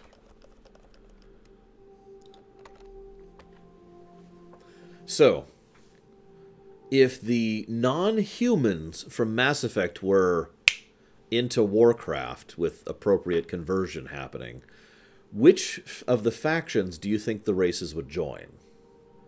Now, the idea here is that assume that all the Asari join the Horde of the Alliance, all the Solarians join the Horde of the Alliance, etc., etc., etc. Oh, hello. What in the world?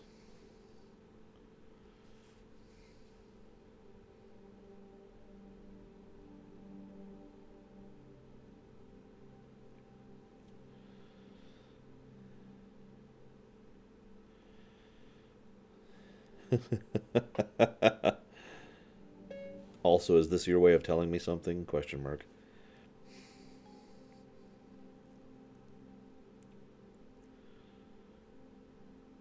I always gotta ask that. Actually, I agree with Takoida. I don't think the Solarians would join either side. I completely agree with that.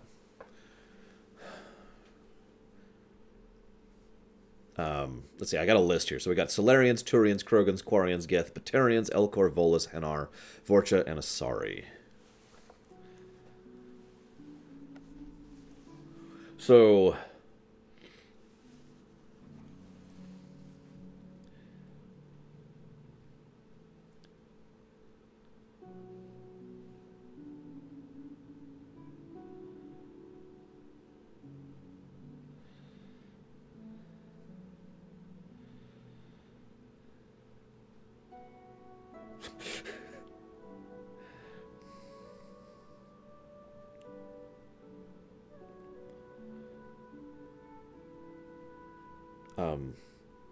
I'm sorry, I just got some news. Please forgive me for a moment.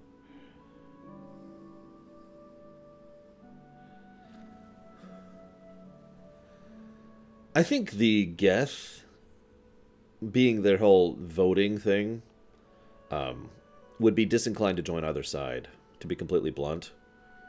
Think about it. One of my biggest complaints about Warcraft's story, where it's at right now, is that both sides are dictatorships. Military dictatorships, specifically.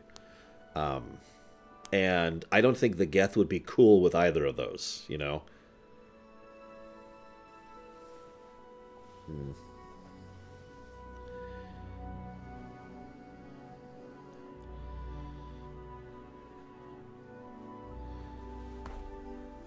Yeah, everything's fine. But yeah, exactly. The Geth are very isolationist. I don't think they would join either side. The Asari, I'd have to think about. I really would. Oh, the Geth being hit by the Curse of Flesh. Now, that would be interesting. Although, remember, the Curse of Flesh isn't really actively being propagated right now. However, we don't know what Unzoth is doing in the current time, so maybe he could redo it. That's entirely possible. The Turians? Honestly, Alliance, straight up.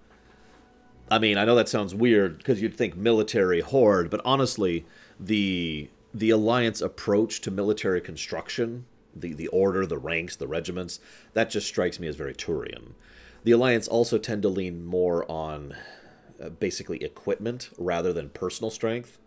You know, one orc unarmed will beat one human unarmed, but one human armed can beat one orc armed. You follow? And that just strikes me as very Turian. Consequently, the Krogan would probably fit better over on the Horde for basically the same reason.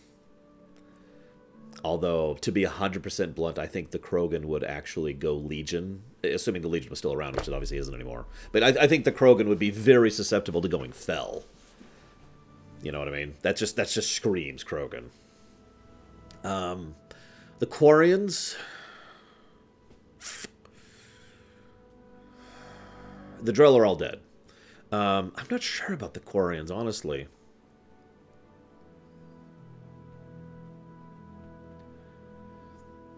Well, yeah, truthfully, the Krogans... See, the problem is we're supposed to pick, like... The idea behind this question, or at least I'm presuming it is such, since Shadow Machine isn't live right now, is that, like, okay, Krogans are now playable in WoW. Which faction are they playable for? And because WoW likes to do this thing where races are only playable on one side or the other, even though we're officially at the point where that no longer makes any sense, which side would get the Krogans? And I'd say the Horde would get the Krogans. However, obviously there would be, you know, NPC and enemy Krogan on both sides, because again, that just makes sense. But as far as like the playable, you know, the primary focus, I think would be Horde. I'm not sure about the Quarians, honestly. I could see pre-Sylvanas, I would absolutely say the Quarians would go with the Horde. The Quarians have got that whole, you know, we're off on our own, barely managing, other races look down upon us, kind of a thing going for them, you know. So I could absolutely see the Quarian. Now post-Sylvanas, honestly, let's just say this is all before BFA. Can we just do that? Because I can't see any of these races joining the Horde post-BFA, like none of them. Except the Batarians. Frickin' terrorists. We already talked about the Geth.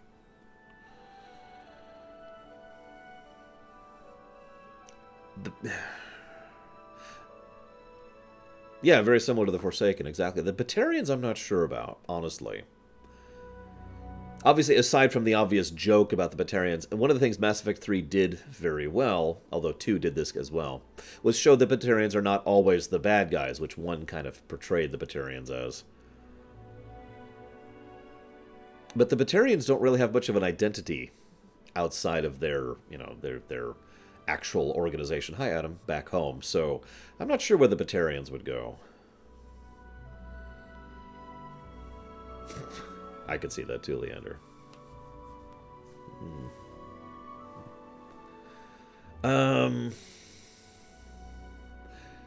Of these races, I think Batarians would be the most likely to just be neutral or not join either side, alongside, you know, the Geth, as we already mentioned. Javik would show up and be like, well, this is stupid, and then he would leave. Javik's odd on Outland, along with my characters. The Elcor... Honestly, I think the Elcor would probably fit Horde a little bit better. But I don't think they really fit either anyway, so that's just kind of like a vague leaning, if anything. Then we have the Volus. The Volus wouldn't join a side, let's just be blunt about that. Even the Goblins didn't join the Horde. One group of Goblins joined the Horde. You know, not the whole group. The Hanar, which is actually next on the list here. The Hanar are the only race on this list that I think would join the Horde post-BFA. Because the Hanar have their own little non-morality thing going on. Like, they have their own code and cultural stuff and all that fun stuff, but they don't really care about things like most of the usual things of ethics or morality like other people do. They just don't, right? So I can see the Hanar being like, yeah, okay, we'll join you. If it is the will of the Enkindlers, of course. Yeah, the Hanar are part of the Black Empire. There you go. And then that leaves the Vorcha, who Honestly, I don't think the Vorcha would be either. I think the Vorcha would be like, "He will join you," and then they would be unwelcome everywhere. Like, unlike the Batarians, the Vorcha really are all kind of horrible, you know? Like, at best, they would join the Horde. We didn't mention the Rachni. The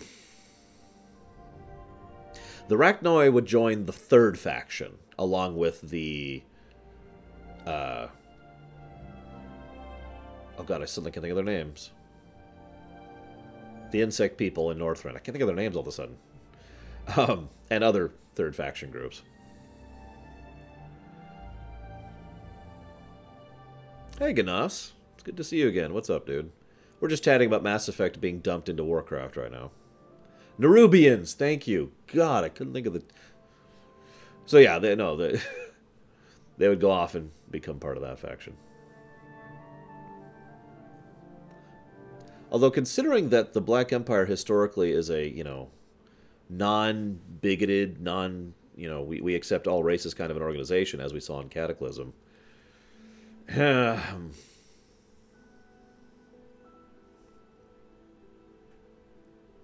I guess that's it? Is that everything? I never decided on the Asari. So my first obvious thought for the Asari is the Alliance. Because they're pretty. But as I actually think about it,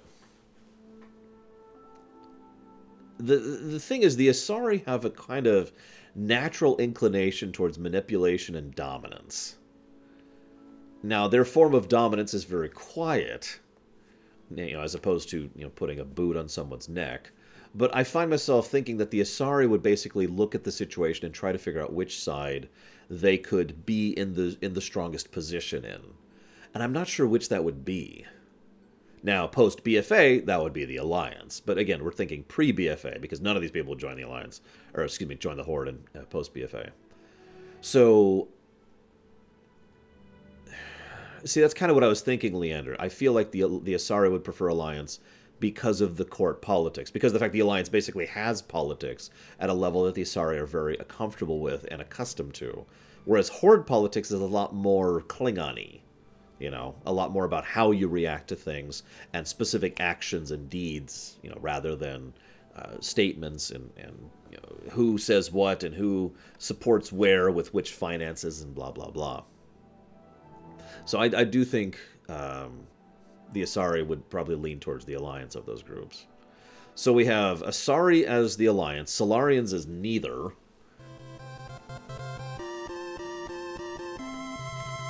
Justin would join the Alliance, of course. I mean, he's got a name like Justin. How would he not join the Alliance? You don't see a lot of Justins over on the Horde, right? Thank you very, very much. As ever, much appreciate your support. So, you know, then, Turians would join the Alliance, Krogans would join the Horde or nothing. Quarians, Horde. Geth, neither. Batarians, Elcor, Volus, Hanhar, Black Empire. Vorcha, Black Empire. Actually, I could see the Batarians post-Mass Effect 3 going to the Horde, for the same general reason that the Quarians would. Oh, and Drell on the Alliance, for what's left, for the 3 of them that are left. And I guess that's it, really. That's all the races. It's a shame Shadow Machine's not actually here, so we could discuss this, but whatever. And naturally, Shepard themselves, well, they're human, so they'd have to be Alliance, so there you go. The Reapers? So I like to think that the Reaper fleet is just kind of moving through space, you know, very slowly. And one of the Reapers is like, hang on, I detect something. And then Sargeras just kills them all in one swing. Something about that just appeals to me for some reason. Anyways. So, last question of the day. Let me go ahead and pull this down here. You cannot defeat us conventionally. I'm the size of a planet.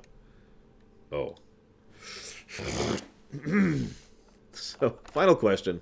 How many of you guys have ever played KOTOR 2 or watched it? I did a lore run of it once. You may not have heard of that. It's a thing that happened once. If you had the time and resources to complete KOTOR 2's ending, how would you do it? And, more importantly, would you basically build a new ending, or would you try to... would you rewrite it from scratch, or would you try to conclude what was already there?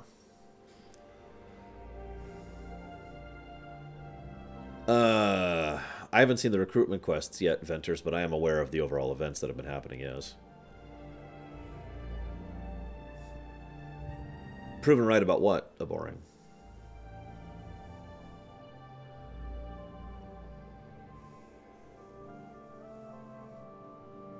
If you don't mind my asking. Keep in mind, this would probably also involve completely redoing the finale, which is the worst dungeon in RPG history. That's a lie. I've seen worse. The third worst dungeon in RPG history.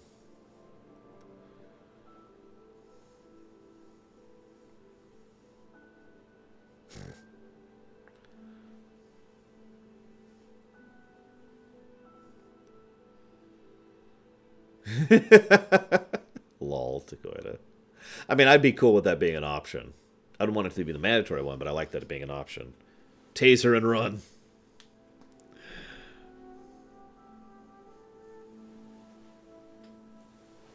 Yes, Ventures. Although killed is a rough word, and also still not 100% true, but you know how that works. What are the other two? The Infinity Dungeon in Breath of Fire 2, and every dungeon in FF14 Vanilla.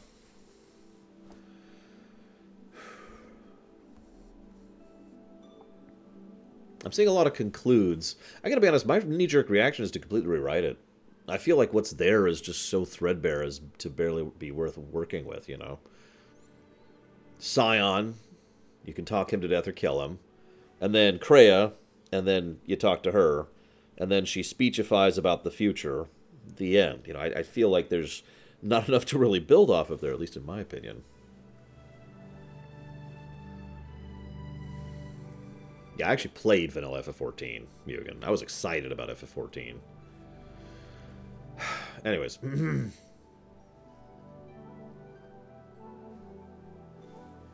mean, I agree, Takoda. She was clearly trying to get us to kill her there.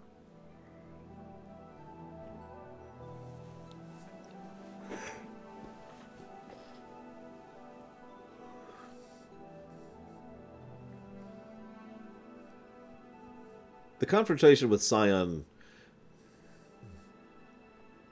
isn't bad. It's well written. I like that. Especially if you're female. That's just hysterical.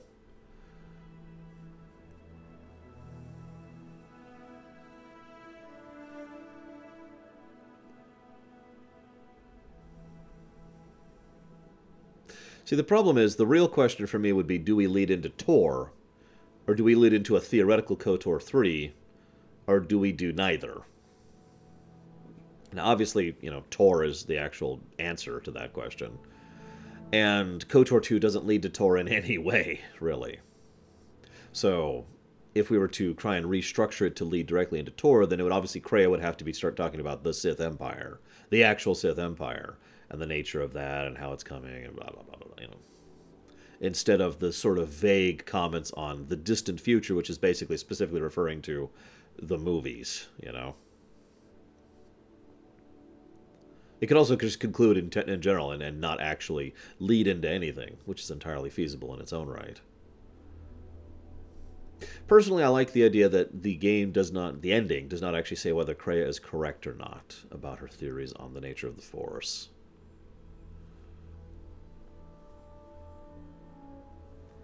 That is how I would do KOTOR 3, Nymph. That has always been my idea on that one. And I still stand by that. To this very day, I think that would have been awesome. I still think you could do a KOTOR 3 even considering Tor. Remember, Tor happens like, 3 centuries after KOTOR 2? Something like that. It's a decent chunk of time. Or maybe it's 70 years. It's a decent chunk of time, trust me. There is time to do KOTOR 3 in between KOTOR 2 and Tor. Which I'm never going to call SWTOR. Don't ask me to. I also like the idea of an actual epilogue that's, significant, following through not only on the party members of KOTOR 1, or excuse me, of KOTOR 2, but also of KOTOR 1. We'd have to ignore the Revan book. Done! Okay.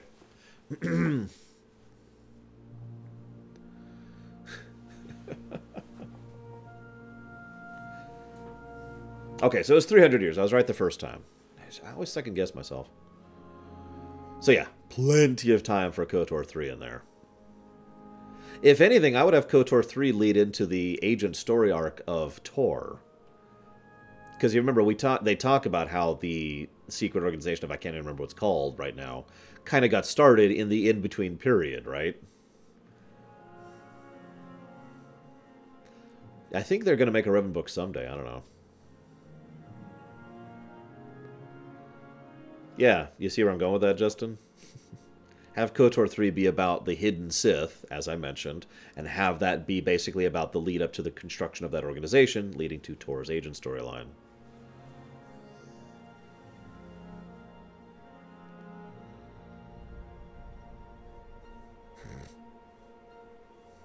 The only problem is we have to have Revan go off and be captured like an idiot, Mitra go off and be killed like an idiot, because that's not just in the book, that's in Tor, you know?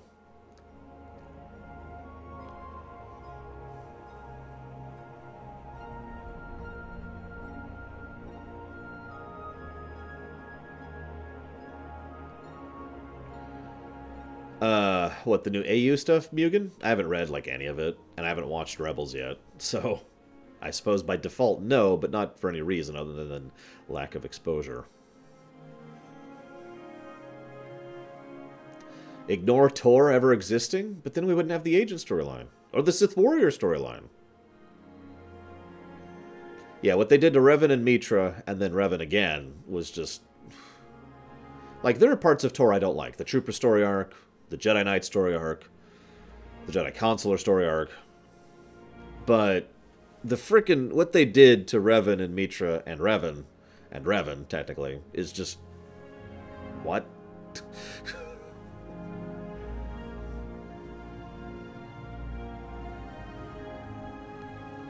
I know, Darth Nincompoop. I know.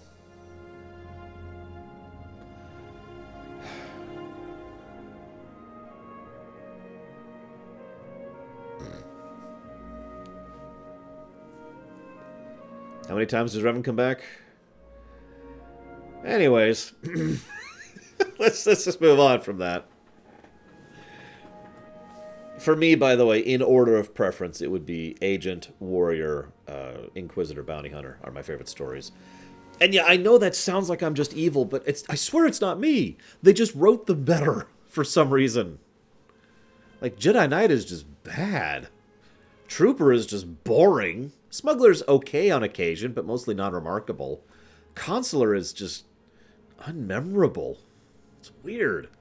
Anyways. I mean, there's a few good moments in Consular and in Smuggler. Yeah. Anyways.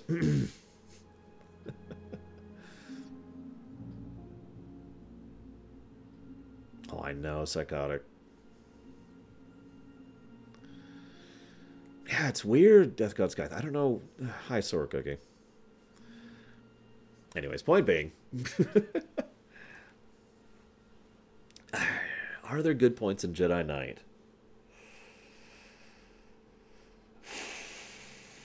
I'm sure there are. I'm just not thinking of any right now. I believe you. I can't think of any off the top of my head. So I would say Consular was the weakest story, personally. Smuggler was weird. Oh, you know what? I'll give you that, Dakota. I'll give you that. Smuggler was weird because it's like... You have this big arc set up and then you win in Act 1. And then you just sort of meander for the rest of the game. What? That's another thing. They managed to make the light side Sith good. In both cases, light side Inquisitor and light side Warrior are both, in my opinion, legitimately interesting and well done. But the dark side Jedi Knight is just not. And I don't mean it's not interesting. I mean, I would consider it actively bad. Like, what the hell? Funnily enough, Bounty Hunter is good both light side and dark side, but, you know. Like, if you've ever seen... Yeah, dark side Jedi Knight is Malik without any charisma. And the voice actor... I was playing a male. The voice actor for the guy was just... He doesn't know how to sound evil. So he does what most people do if you tell them... If you are a director... Pro tip. If you're a director, never tell your voice actor, sound evil. Because what they will do, unless they're a very good voice actor, is they will just kind of say, I am going to torture this puppy. And then, once they are finished being tortured, I will laugh as you die screaming. You know, right? Like, what? That is not... You know what I mean, though. It's the same thing if you tell your voice actor to sound heroic. Everyone just kind of gets that sort of Superman voice going on whenever you're going to be heroic. You know? Don't do that as a director. Pro tip.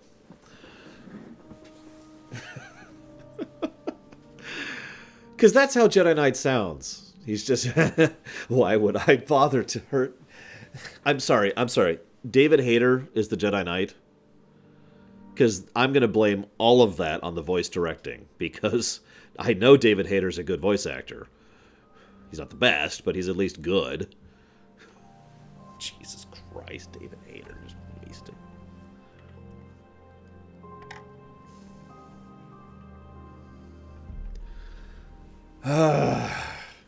Sound like a maladjusted sadist. Okay. You know, I'll actually agree with you, Maze. I'll agree. Sith Warrior Darkside isn't much better. Sith Warrior Darkside is, mwahaha, I love to eat puppies. That's Sith Warrior Darkside. It's actually pretty boring. It's kind of neat at first. I know that sounds horrible. Because at first, like, basically, up until about halfway through Dromund Kaas, Darkside Sith Warrior is actually kind of amusing. But it's a one-note character. It never moves beyond, I like hurting things, and I like beating things up. And this is the entire thing. It just stays here. It never moves. It never varies. The whole way through, you are just... And it's actually stupid. And I do mean stupid evil, as in... You will the Sith Warrior Darkside will actually go out of their way to make their life worse, or to do things that are not in their best interest, because it's petty and cruel, right? I've never actually seen Inquisitor Darkside, believe it or not, so I don't know on that one.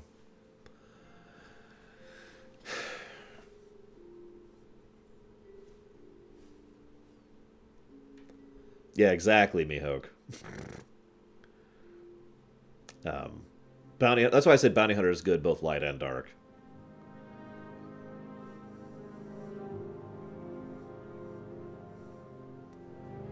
Maniacal laugh.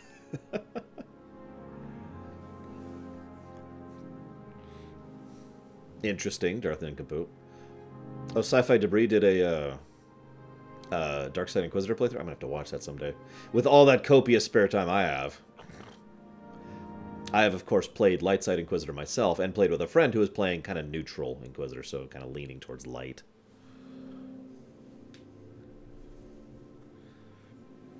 Agent's great. You know what's funny is Agent is good dark or light, speaking of being good dark or light. Because a good side agent is basically just someone who's trying to make the Empire and the galaxy a better place. And a dark side agent is someone who's trying to do his job. You know, following orders effectively. And both of those kind of work, in my opinion. It probably helps that both voice actors do a pretty decent job with the agent. And I've heard both. Yes, talking down a Sith Lord who could swat you down like a fly is a pretty awesome moment. Gray Agent is... So there's not really gray in Tor. There's pick light and also pick dark. So if they're both good, light and dark, then it works. So...